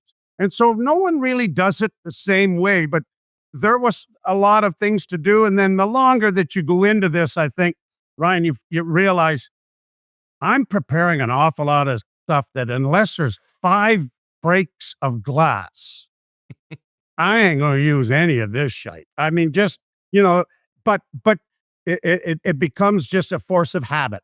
I want it there just in case. So you started out doing it with the Sudbury Wolves, correct? Like back home? Yep. I started doing play-by-play in University at Windsor, doing mostly basketball because we had a really good basketball program there and went to the national championships in 2 of the 3 years that I was there. But when I went home, as I said, my dad passed away when I was 14, but his best friend growing up was a gentleman named Bill Plant. Mr. Plant owned the TV and radio station in Sudbury and was part owner of the Sudbury Wolves. So I walked down the hall one day when the former announcer was going to the CBC, and I said, Mr. Plant, I'd like to audition for this. And he said, no, I've heard you. Go ahead. So it wasn't so much what I knew, it was who I knew. And that was, and an enormous break that I got doing that. That's life. That must have been a fun time getting your reps in junior, right? Like, did you feel like you started advancing very quickly once you hopped into hockey, even though you were doing basketball before? Well, yes. And I did some hockey when I was at Windsor as well. But guys like you can't do play-by-play. In fact, I think a young man in Florida, Jobo? yeah, did play-by-play, right? A little bit, but nobody else. You need to ride the bus. You really do. You got to get on. You got to get into a routine. You get on the bus. You're driving. You're going to games. You're developing your own style. Other athletes have done football, baseball, because it's slower. It's more conversational, right? You can do that. If you have some preparation done, I could do baseball without problem. Might not be real good, but I could do it. But play-by-play of hockey is too fast, especially if it's not TV. If you're doing radio and you're trying to paint a picture in someone's mind as to where the puck is and who has it and what's going on, you got to develop a style. And not only repetition and as I say, riding the bus gets you to that stage. I used to do it with Bob Heathouse. I believe it was Jans who might have mentioned him. He was awesome. Yeah. And he took me under his wing and did so with Tyson Nash and Louis DeBrusque. But I used to say, Heater, you're singing tonight. And it was almost this cadence that you had to adapt to. And I don't think people know how tiring it is because you're talking the entire time and you're trying to pace it and stuff like that. So how long did it take for you to finally get that right cadence where you're like, this is the way that I'm going to stick with the rest of my career? And then going back to Whit said the Holy Mackinac, which is your famous line. Well, that developed over 7 years in junior and 3 years in Nova Scotia doing the Nova Scotia Voyageur games and probably a couple of years in Toronto so that you didn't lose your voice. The whole idea of it is it's got to go to a crescendo, but you got to get it back, because if you get here and then just try to keep going at that level, you're not going to last. It ain't going to happen. I don't care whose voice you have. So you've got to kind of ebb and flow it. And then let your guy that you're working with kind of help you get it back down to some area that you can start again and start to build a bit of a crescendo depending on what's going on. So, one of the things that I did do, I had a problem with my throat and whatnot, and I went to St. Mike's, and a lady who worked with opera singers said to me, "What you're doing is you're trying to enunciate from here as opposed to your diaphragm." And so I had to try to learn, and she taught me some valuable lessons to breathe in order to speak from your diaphragm rather than to try to use your throat. And it was a great lesson. Great lesson. Did she have you also sing while doing it? No. Oh, you did? No. And I'm not singing on this show. I figured he was going to ask you. He was going to ask you. Now, if I have about 5 Crown Royal and Diet Cokes, I can sing just about any Irish tune you want. But that takes a little work first to get it going. And also for the people not watching on our YouTube, he's got the Fighting Irish shirt on. I'm sure that has a lot to do with your background. Were you a Notre Dame Fighting Irish fan as well? I got a text from James Van Riemdijk, and he was the first thing he said about you was huge Notre Dame fan, and you set up the parents on a tour there during like the parents trip. Yep. Yeah. We've had some wonderful times. John Heisler, who was the assistant athletic director in charge of media relations down there for many years, is a dear friend. Perry DeLise, who's from Sudbury, who just lived up the street from me, is a big booster. In fact, the team store at the arena at South Bend and at Notre Dame is named the DeLise team store. My dad was a huge fan, and I became a huge fan, and I brainwashed my 4 kids into it. So we live and die with the boys from the Fighting Irish. If you want to get into something right now, boys, we could talk a little bit about how that college football. Oh no, you're screwed. Not that I'm upset. I'm almost over it. Well, hey, I watched the JMU and Tulane, and I'm like, Notre Dame's not playing? What are we doing here? Look at Joe's getting all fired up. Fucking Hey, right, quickly, Joe. could we go back to the Holy Mackinac? I read it was your father who used to say it, and then that's where you took it from, and obviously it became a household saying. And it's funny because of all of the kind of attention that I'm getting here with this retirement thing and the big night that they had. I've gotten all kinds of people trying to help me. And I had, of course, the Tiger Cat rant from the Hamilton Tiger Cats, Oski Wee Wee, Oski Wah Wah, Holy Mackinaw, eat 'em raw, is one of them. But then I heard there was a war movie from the 1940s that one of the actors bellowed out Holy Mackinaw, and my dad was a huge history buff, so it may have been there. And then people from Mackinac Island in Michigan and Mackinac, and then they're all trying to take credit for it. I wish I'd asked my dad, but I never got the chance. Oh, it's such a classic, though. Like a big time goal scored, and you hear that. It just added to the clip of the goal, like your soundtrack to it. And I want to go back because the coolest thing about you, besides the voice, is the longevity. Like, that's what's so incredible. And I want to wonder, like, when you got to the Leafs, like, take me through that team, like, because it was so long ago. Who was on that team? Who was the captain? Like, what do you remember about your rookie year in the NHL? Well, the one thing I remember about the very first game is I was nervous as hell. Oh. And I had prepared a nice little intro to introduce myself to everybody. And I wanted to go to the rink early. I got in a cab with the biggest cab driver I've ever seen in my life. And we started down West Madison Street in Chicago. And it was the worst part of town. And I thought, I'm going for my last ride, and I'm never going to get a chance to do one damn game in this league. And there, the mausoleum of the stadium came into sight. I got there, and when I got up to the booth, you had to go up 97 stairs to walk up the old stadium to get to the press box area. They couldn't get us on the air. And it was through telephone lines at that time. There was no internet, of course. And my engineer, I had all of this stuff ready to go. And they just dropped the puck, and he went, "You're on." No. So none of this other stuff, or that up, throw that out the window, and off we went. Which was probably good, because I can only imagine my voice breaking and shattering there while hi, Joe Bowen here. Thank you. But we got off and we got running, and Ricky Vive was on that team. Walt Podubny, God rest his soul, scored 2 goals to drag the Leafs back to a 3-3 tie against the Blackhawks that night. And standing in the organ loft area, did you play at the old stadium? I wish. Oh, we all. I wish. Oh God, it was unbelievable, unbelievable. And my favorite sports venue of all time. But at the end of the building was the big organ that Frank Pellico would be playing on, and the extra players from the Blackhawks used to go and sit up there. And there was a young man from Sault Ste. Marie, Ontario, goaltender of some note from the Ottawa 67s, who had won the Dave Pinckney Award for the lowest goals against average, battling Mike Moffat for that title. He still holds the record for having the highest goals against average ever to be the lowest goals against average in the Ontario Hockey League, and his name was Jim Ralph. So Ralphie was in the building when I was doing my very first game.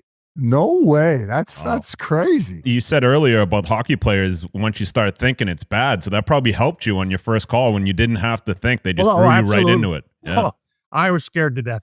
I was nervous as hell. But once you got into it, away we went. And as they say, the rest is history. I'm most proud of the fact, I think, that I have done more seasons than Foster Hewitt did.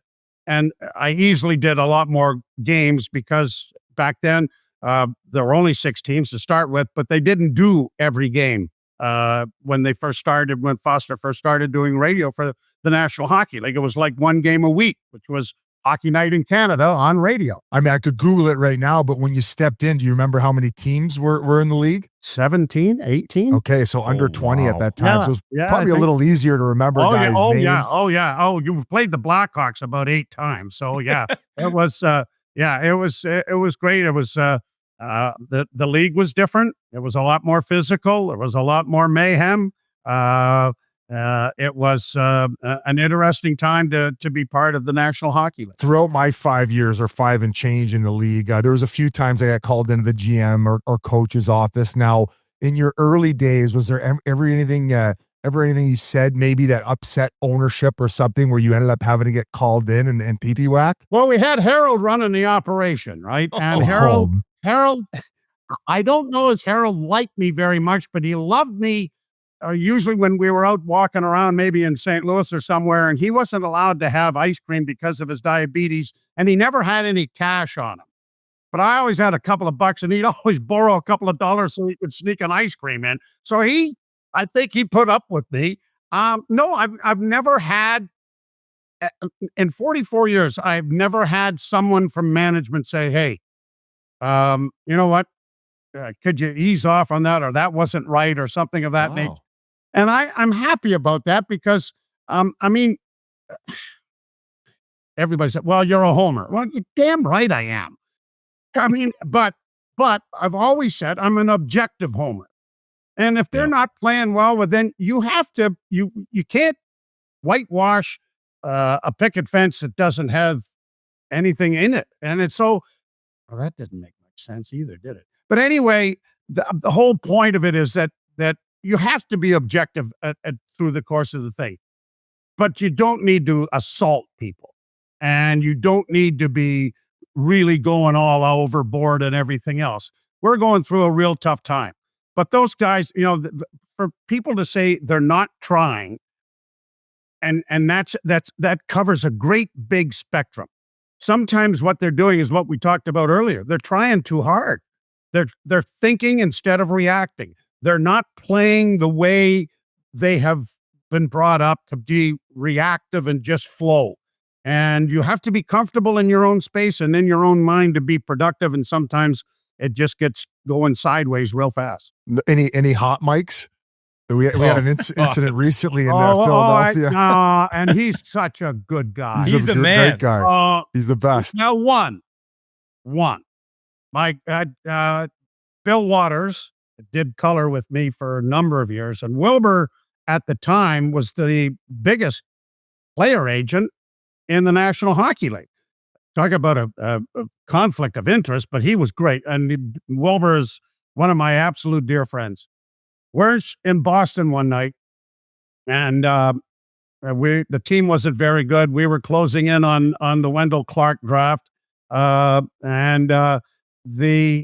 I think we were losing 6-0 in the second period. And we go to a commercial break, and the engineer that I have, the guy helping us, is the most disinterested human being in the world. He's sitting there reading the New York Times and whatnot. He could care less about the thing. Anyway, he doesn't pot us down. And that's what happened, unfortunately, to my friends in Philadelphia. He got sewered by somebody back at the station not potting us down.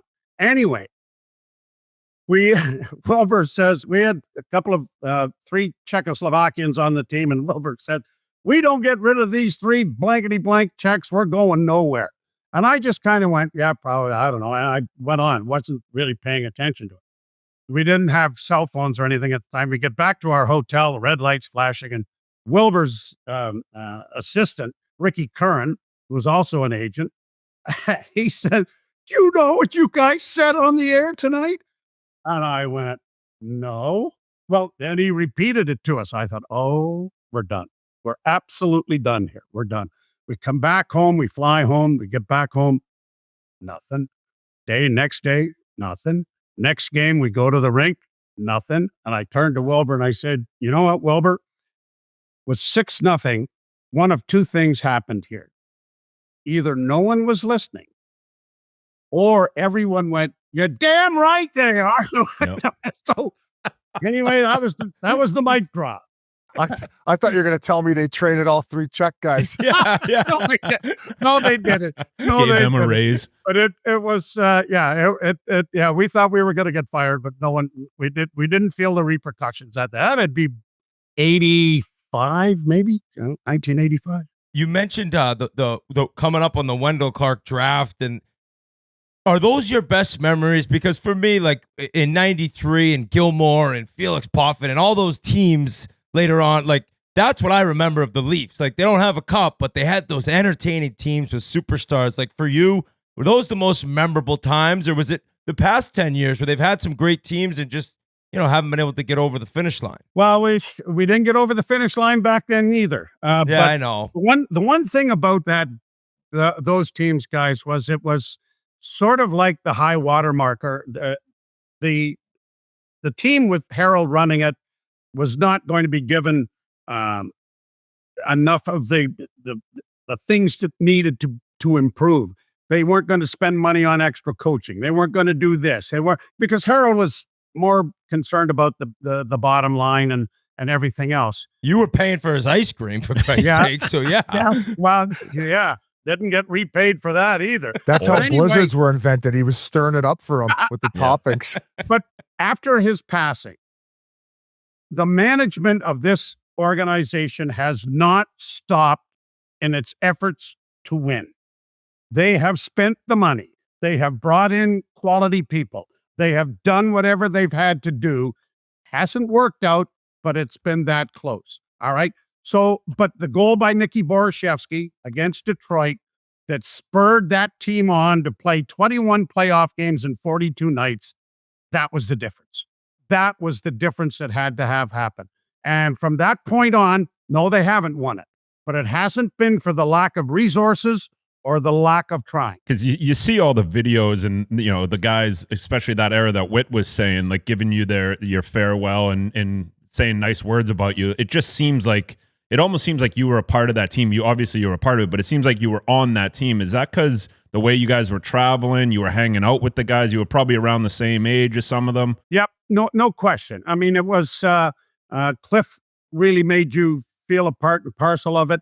I mean, we would go down on road trips and check into our room, wander down to the bar, and Cliff would be there. And Bill Waters was the assistant GM, and everybody. And hey, what are you doing tonight?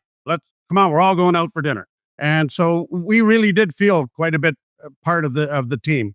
And it was a very, very special time. And Cliff is one of my dear friends, and I have so much respect for him and his knowledge and everything else. And if he's watching this, I want to say hi to him down in Arizona, because he's a wonderful, wonderful human being. Yeah, Christine Simpson just did a feature on him on the Amazon Prime Monday night game. Yeah. So that was very cool. He still looks great. Oh, right? I know he does. Yeah. Oh no, he's a great guy. And that platinum American Express card, it got used a lot.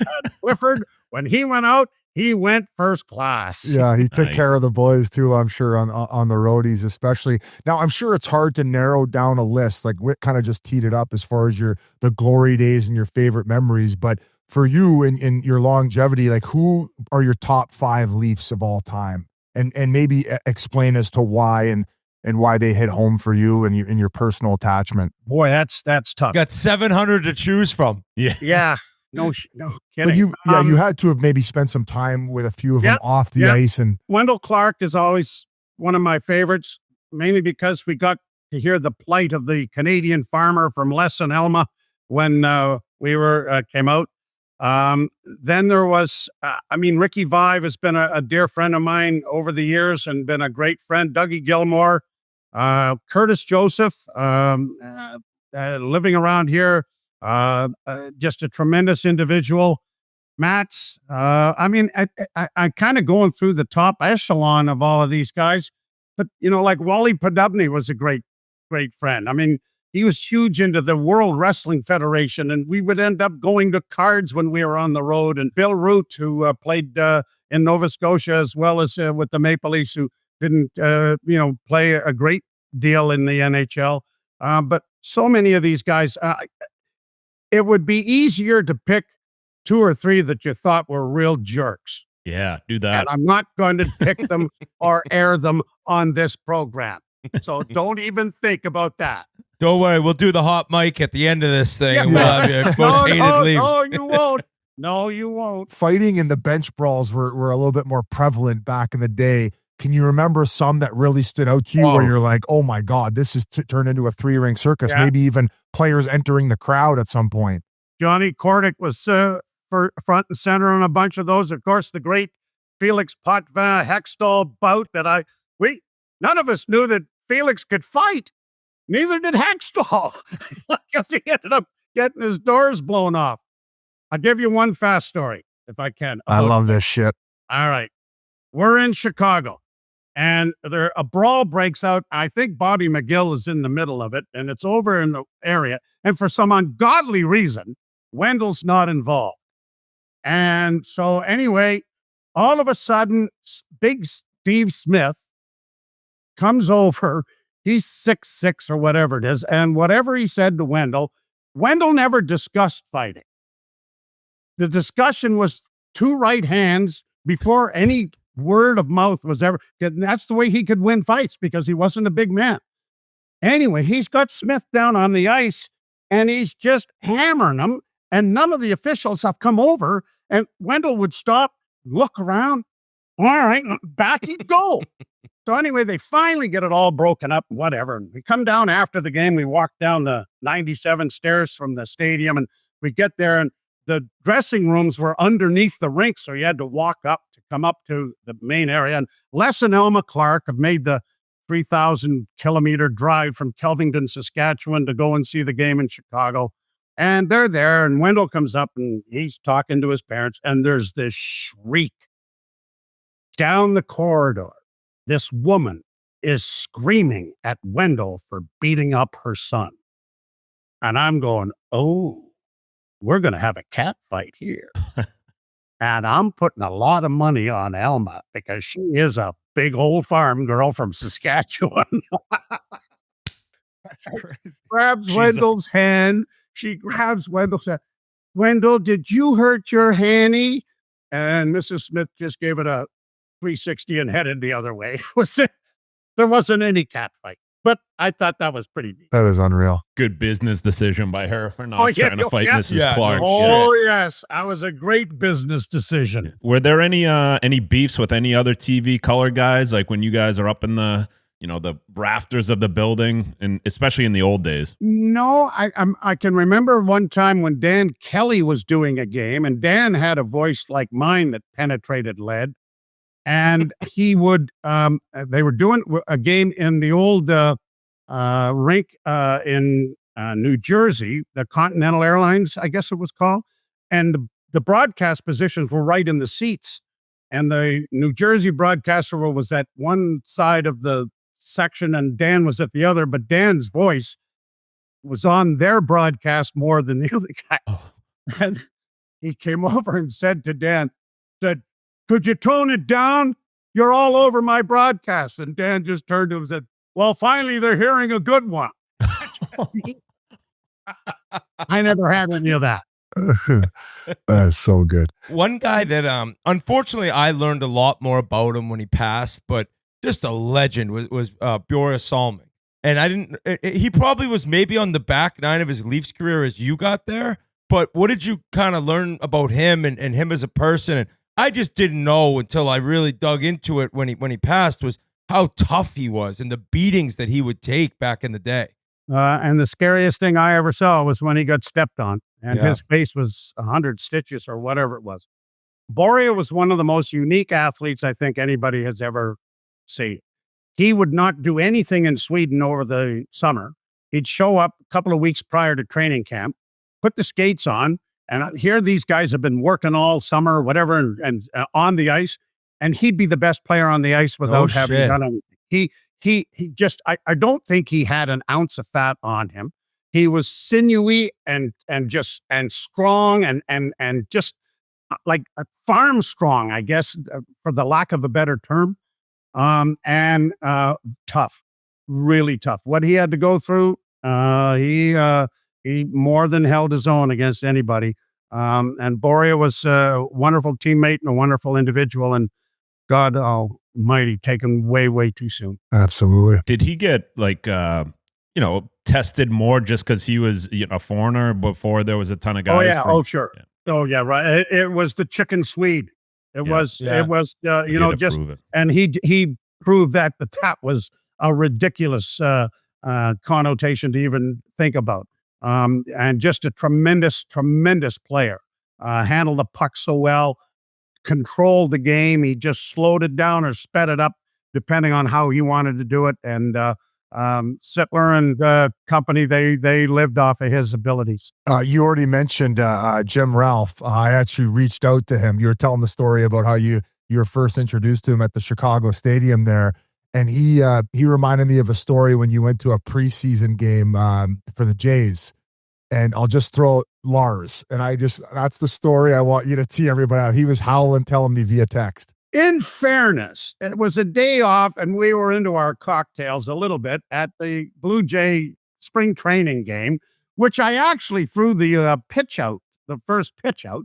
We're sitting there, and I'm a Red Sox. You throw a strike? I'm a Red Sox fan, right? I'm a Red Sox fan. Anyway, somebody, they announced now batting for the Boston Red Sox, Lars Anderson. And I jokingly said, who would name their kid Lars? And the parents right in front of us turned around, and Mrs. Anderson said, we would. Good name. I'll bet he's a good player, too. Great name. Yeah, exactly. Yeah. That is too good. You have one that doesn't smell as bad. Yeah. Chew on that. I got a question, because players, you get in slumps. It's kind of peaks and valleys here and there, and for normal players, I guess. Does that happen ever to announce? Do you ever have a couple bad games in a row in your mind? I didn't have my stuff tonight, or is it different with what you do? No, no, you do. Yeah, and you make mistakes. You misidentify a guy who scores a goal, and you're going, everybody does. It's and game 75 of things going nowhere. You don't have the adrenaline flowing the way you would for game 7 of a series. So I don't think there's any broadcaster would say, oh no, I've been sailing around here at full speed without any problems. Now, what's worse, a slump or maybe forgetting your passport on a road trip? Ooh. No, I not only forgot my passport, I left my wallet at home. Oh, no. I had nothing. No ID. No ID. Zero ID. And this is before 9/11, and we're going into Washington. And you make too many phone calls, Biz. Oh, anyway, we're flying into Washington. You're telling him. Yeah, I'm flying into Washington, and we get to the thing, and I said, I got nothing. I got no ID. I got nothing. He said, are you in the guide? I said, no. But I did in my briefcase, which I did bring. I said, I have a business card, and it has a caricature of me on it. The guy looks at it, he says, you got to be telling the truth. Okay, go ahead. Meanwhile, we got Alpo Suhonen as one of our assistant coaches. He's 2 guys down from me at a different kiosk. He's pulling paper out of his ear, and he's there for 20 minutes. We're waiting on the bus, and when he got on, I said, Alpo, here's one of my business cards. He worked better. Oh, the pre-9/11 days were wild. You could just walk into any country. Oh, sure you could. Yeah, unreal. After the games on the road, because you'd be flying out the next morning, right? When everyone's flying commercial. Yeah. Would it be the hotel lobby bar and you get together and just talk about the game, or was it always out to a big dinner? Yeah. Same as the players. Yeah, absolutely. And I mean the players weren't allowed in the hotel lobby that you were staying at, but didn't take long to figure out where most of them were or whatever if you wanted to go out with them. But I mean, we hung around with the coaches mostly and the staff and whatnot. So it was all good. Do you have a particular game that you look back to and you're like, that was my favorite game I ever got to call? Like, that is easily number one. Maybe it involved like a special moment where like the birth of your kid was on the same day or like something crazy like that. No, I always say, Biz, I haven't made it yet. I was hoping that maybe it would be this year, but the lads had better get their shite together here in order to get where we need to go. So we'll see how that works out. I mean, at past ones, the game in Los Angeles that ended up having Doug Gilmour cut and by Gretzky, and it didn't happen. every Leaf fan will go to their grave saying that was the one, that the chance that we had. And I fully believe that. And that one I'll remember forever. I remember where I was when that happened. My parents were in Collingwood visiting friends, and I was just Really? I was watching it. Yeah, they were out for dinner, and I was watching it on TV. Like, I'll never forget where I'm like, he's bleeding, like he cut him. Oh, and the worst thing was when I walked out to the parking lot, the officials were there, and I've known Kerry Fraser or whatever, and I said, Kerry, how did you miss that? And one of the linesmen said, the puck hit him. And I said, what did he do? Dive on it? Because, but there was no replay. There was no recourse. And I know Kerry feels horrible about it. And he's reminded of it probably almost daily if he's around, for sure. Oh, for sure. The other one, what was the other one I just had quickly? Oh God, I just drew a blank. Help me out here. You've done so many more radio, but like, did you like that more than TV? Because you mentioned it's a little easier to do TV, right? My bank manager really enjoyed TV.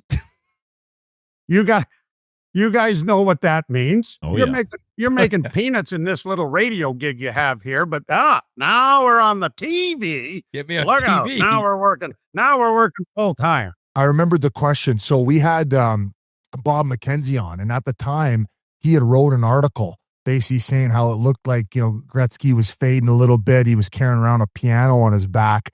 Did you end up reading those comments, and were you a little bit like, oh shit, like, No, Bob, no. Let him I sleep. hope he didn't spark this guy. Like, was everybody in the arena aware of that he said that and that Wayne was going to pop off? I don't think everybody was aware of it, but you became quickly aware of it once it started to circulate. And I mean, and of all of the things to do, get the greatest player in the history of the game pissed. And he put on a clinic. He put on a clinic at the Gardens in Game 7. It was that was frightening. That was frightening. Another one of your calls, and obviously the Holy Mackinac is the top echelon, but the one when they scored and you said, God bless you boys, was that just out of being a pure fan, or was it 10 overtimes and you just wanted to go home? Or like, what's the story behind that? It was, they were hanging on by their thumbs. I mean, hanging on by. Alex McGillney was blocking shots. Wow. He didn't go into the Hall of Fame because he was a shot blocker. I'll tell you that. But he was, it was just, they were hanging on by their thumbs. And it was, and forced to Game 7. And then, of course, they blew the doors off the Senators in the return match in Toronto. So, you know what? People say, well, do you think ahead of time what you would say? And no. It just comes out of the recesses of your mind and whatnot. Even sometimes I actually sing. Not very well, but anyway, that's another story for another time. Yeah. The movie Youngblood, you were in it. Starred in the movie Youngblood. Take us through that. Like, did you get to hang out on set for quite a while? Like take us through that whole experience. They needed a play-by-play announcer, so they had me sit in the press box at St. Mike's and a bunch of the other rinks for about a week without me doing anything. The Olympics were on, so I got to watch the Olympics from LA, but I was paid as a principal actor, and I was buying a house very shortly thereafter. So every day I'm going, no, don't worry about me. I'll just sit here and collect money. And then I did about 10 minutes of play-by-play, and I don't even know if it ever got in the movie. But there, if you stay around long enough, the credits go by and my name's on it. Then I got to meet the guys and Rob Lowe, and then of course Stumpy Thomas and Mike Palmentier's brother and a bunch of the guys that were playing the hockey players. It's a great time for them, and then the movie has stood the test of time, I think. Oh yeah. Was it the tea with Miss McGill? Was that? Did you get to meet her? No, I'm going to say I didn't. A very attractive young lady. Oh yeah. What a movie! I see behind you. Is that a poster of the Paul Henderson, the Summit Series? Yeah, and I'm going to have to run here, guys, but I will tell you this story. I'd finished playing hockey last year, played up till I was 73, playing goal. Wow. But, and the 25th anniversary of the Team Canada event, Ronnie Ellis phoned me and said, Joe, would you like to play in the reunion game at the Gardens, 25 years to the day of game 8, have you play 5 minutes in the game and then stick around and do a minor hockey shootout. I said, I'd love to do that. Are you kidding me? I was like a kid in a candy store. I roared into the dressing room 2 hours ahead of game time, sitting next to Dennis Hull and Bill White. And Mike Palmateer is going to play goal because Eddie Johnston, Tony Esposito, and Ken Dryden weren't playing goal anymore. So my goalie partner was Palmy. And I thought, oh, this is great. So I'm at the end of the bench. I'm like a kid in a candy store. 3-4 minutes goes on, and Palmy's doing 2 pad stacks over here and over there, just vintage Mike Palmateer. Puck goes the other end, and he starts waving at the bench. And Bill White's sitting next to me, and he says, I think he wants you to go in. I said, I'm not supposed to go in for another hour and a half. No, he's waving at you. Well, the puck goes back the other end, and now Palmy's headed for the bench. He says, you better get your mask on. You're going in. He gets to the bench. I jump over. We change on the fly. I get into the net. End of the period, I skate over. I said, Michael, what's going on here? He said, oh, I'm having both my knees operated on tomorrow. Tomorrow? I said, what the hell are you doing here? Oh, I would never have missed this for the life. So he was excited as anybody. I stopped Daryl Sittler 3 times. We won 6-4, and Sitt wouldn't talk to me for 2. What a way to end this. That's awesome. I got one last one before you go. Like, Okay. just reflecting on your entire career, like, are you a little bit like nervous to retire? Like, you know, it's always nice having a purpose and get to go to the rink and call these games and be a part of something. Like, you think about what it's going to be like maybe when you're not doing it. Well, I've got 3 grandkids that I'm going to spend a lot of time with, guys. As I mentioned, I want to be really active with the alumni. And I'm keeping my fingers crossed that maybe David Charles Bowen will get a look at being able to do some of the games too. Yeah, He's is really he good. in Sudbury? Sudbury, yeah. Yes, he is. He's doing Awesome. the Wolves up there now. So he's really good. He's certainly going to apply. But no, I'll have lots to do, and I'll look forward to it. And we'll have some fun with the guys. And I get to sit in the alumni booth every once in a while and have a Crown Royal and Diet Coke or 10. Yeah, just don't be chirping players' names. You might have their folks in front of you. No. I will never do that, Biz. Never do that. Hey, Joe, you have given so many people joy. Like, I can't imagine. You got to be number 1 all time for muting the TV and putting the radio broadcast lined up with the game. And even listening to you and hearing goal calls, it's been incredible my whole life here in Leafs goals. So congrats on everything. Thank you very much, guys. Really appreciate it. Yep, it's always fun. Always fun. This is the spark we needed. There you The go. Leafs are going to go on a It run. starts here. Sorry, Win- Joe. Yeah, exactly. You can make a Win flight one for before April. You I'm can make a gone. flight for April 12th. See you later. Thanks, guys. Quickly, guys, I want to mention DraftKings and talk about all the jaw-dropping moments that make hockey. The special goals, the special saves, the fights, the breakaways, the overtime 3-on-3 action. Experience all of them with the DraftKings Sportsbook, an official sports betting partner of the NHL. And Missouri listeners, listen up. DraftKings Sportsbook is now live in the Show Me State. It's been live for a couple weeks. People are loving it. They got to get the Blues going. That's what DraftKings is going to do in Missouri. Get the Blues going. The DraftKings Sportsbook keeps the excitement on ice at full speed. From player props to live in-game betting, you're never far from the action. And new customers, this one is for you. Bet just $5, and if your bet wins, you'll get $200 in bonus bets instantly. Download the DraftKings Sportsbook app and use code Chiclets. That's code Chiclets to turn $5 into $200 in bonus bets if your bet wins. In partnership with DraftKings, the crown is yours. Guys, as we come into the Christmas season, the holiday season, everyone knows it's full-on hockey season now. There's nothing like it. The action, the cold air as you walk into the rink, the roar of the crowd, the breakaway goal, the hit. It's all electric. Everyone knows if you've been to a hockey game, you'll never forget it. But getting into the game can be a pain in the ass. That's another story all the time. You got queues, you got price jumps, you got getting logged out mid-click. You're just trying to get a ticket to go see your favorite team play. You just want to be there with a beer, yelling and screaming, cheering on your favorite player.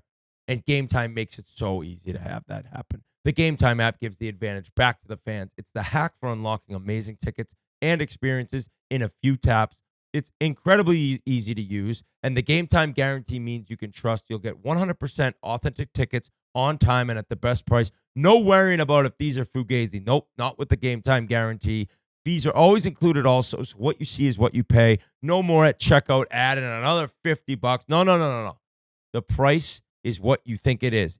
What you see is what you pay. And right now, for tonight, the Montreal Canadiens are in Boston. That's a big-time game, an amazing rivalry. Both teams having hell of a seasons. Under $200 right now to get into the building in the Garden to see the Canadiens take on the Bruins. Take the guesswork out of buying NHL tickets with Game Time. Download the Game Time app, create an account, and use code Chiclets for $20 off your first purchase. Terms apply. Again, create an account and redeem code CHICLETS for $20 off. Download the Game Time app today. Thank you very much to Joe Bowen. Awesome guy. Guy was rattled Notre Dame didn't get the look for the college football playoff. He had that shirt on. He started fuming when we brought it up. But an awesome dude. Going to enjoy getting to hear some of his final calls the rest of this year till the regular season ends, Biz. A run and a half for this guy. So congratulations. Do it for Joe. Do it for Joe, Toronto. Yeah, that fucking bingo. That's what I was just going to say. I mentioned, changing the suits and the dress code.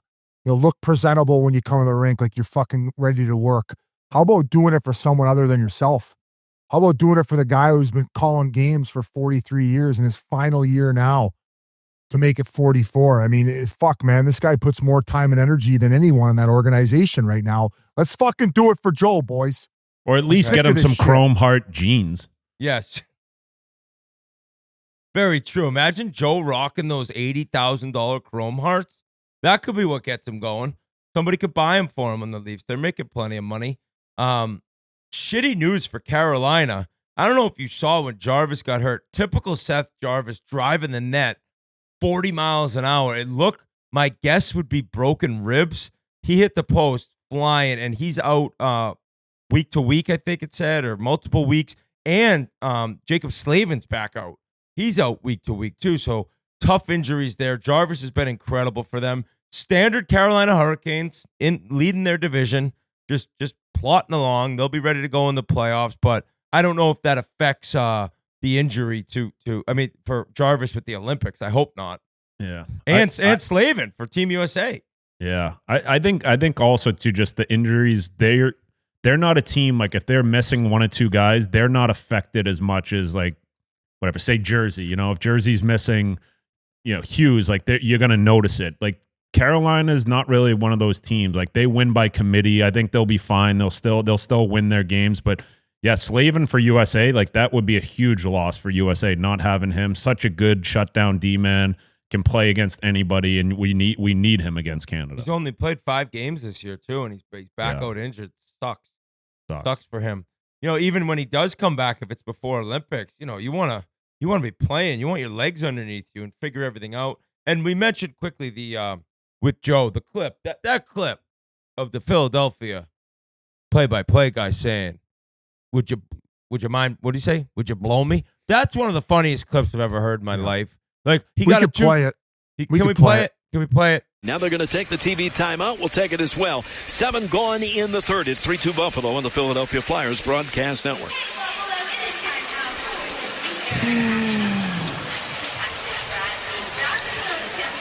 Pump it up, it up, it up, it up.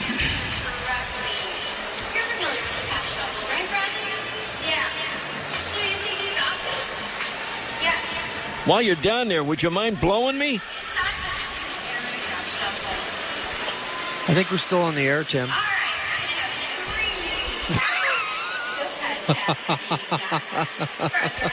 No, we're not, are we? When that thing broke, I listened to it 5 times. I laughed harder each time. 2-game suspension. Take a couple games off. Wasn't the end of the world. Badge as honor. Joe said, I was like, there was so much time between he signed off for commercial. I don't really blame the guy. I mean, would you blow me? I mean, if you're down there, you mind blowing me? I mean, the guy was just chirping. He was just making people laugh in the middle of a long season. Flyers right now sitting in a playoff spot. Nobody saw that coming. He's happy. Would you give me a Christmas blowy? I thought it was incredible. I just couldn't believe how much time went by. Obviously, he thought they'd gone to commercial. He was set up, possibly, Biz. Yeah. Set up for failure. 2 games off. No big deal. As somebody who's been suspended by their team when in media, I know the feeling.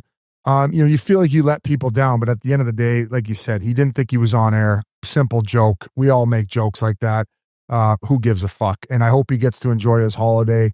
And hopefully he's still getting paid while he's off for the 2 games. That's what I most care about, because he deserves a little break over the Christmas holidays. Yeah, I agree with you as well. And if he ain't getting it at home, hopefully he gets a blowy. He was obviously a horny guy. He was talking to Fedora because I think we're still on air. Fridge, what a guy. I watched that Jake Paul Anthony Joshua fight. Credit to the guy Jake Paul for making that much money, and like I was like, this is so bad. It was so bad. And you know what? I think he said after, yeah, my jaw's broken. I'm probably gonna go back to my normal weight class in terms of my next fight. But I was like, oh my God, I watched the fight. It's just he was kind of like down on the ground the whole time, like wrapping the guy up. It's only a matter of time. Did either one of you see that fight?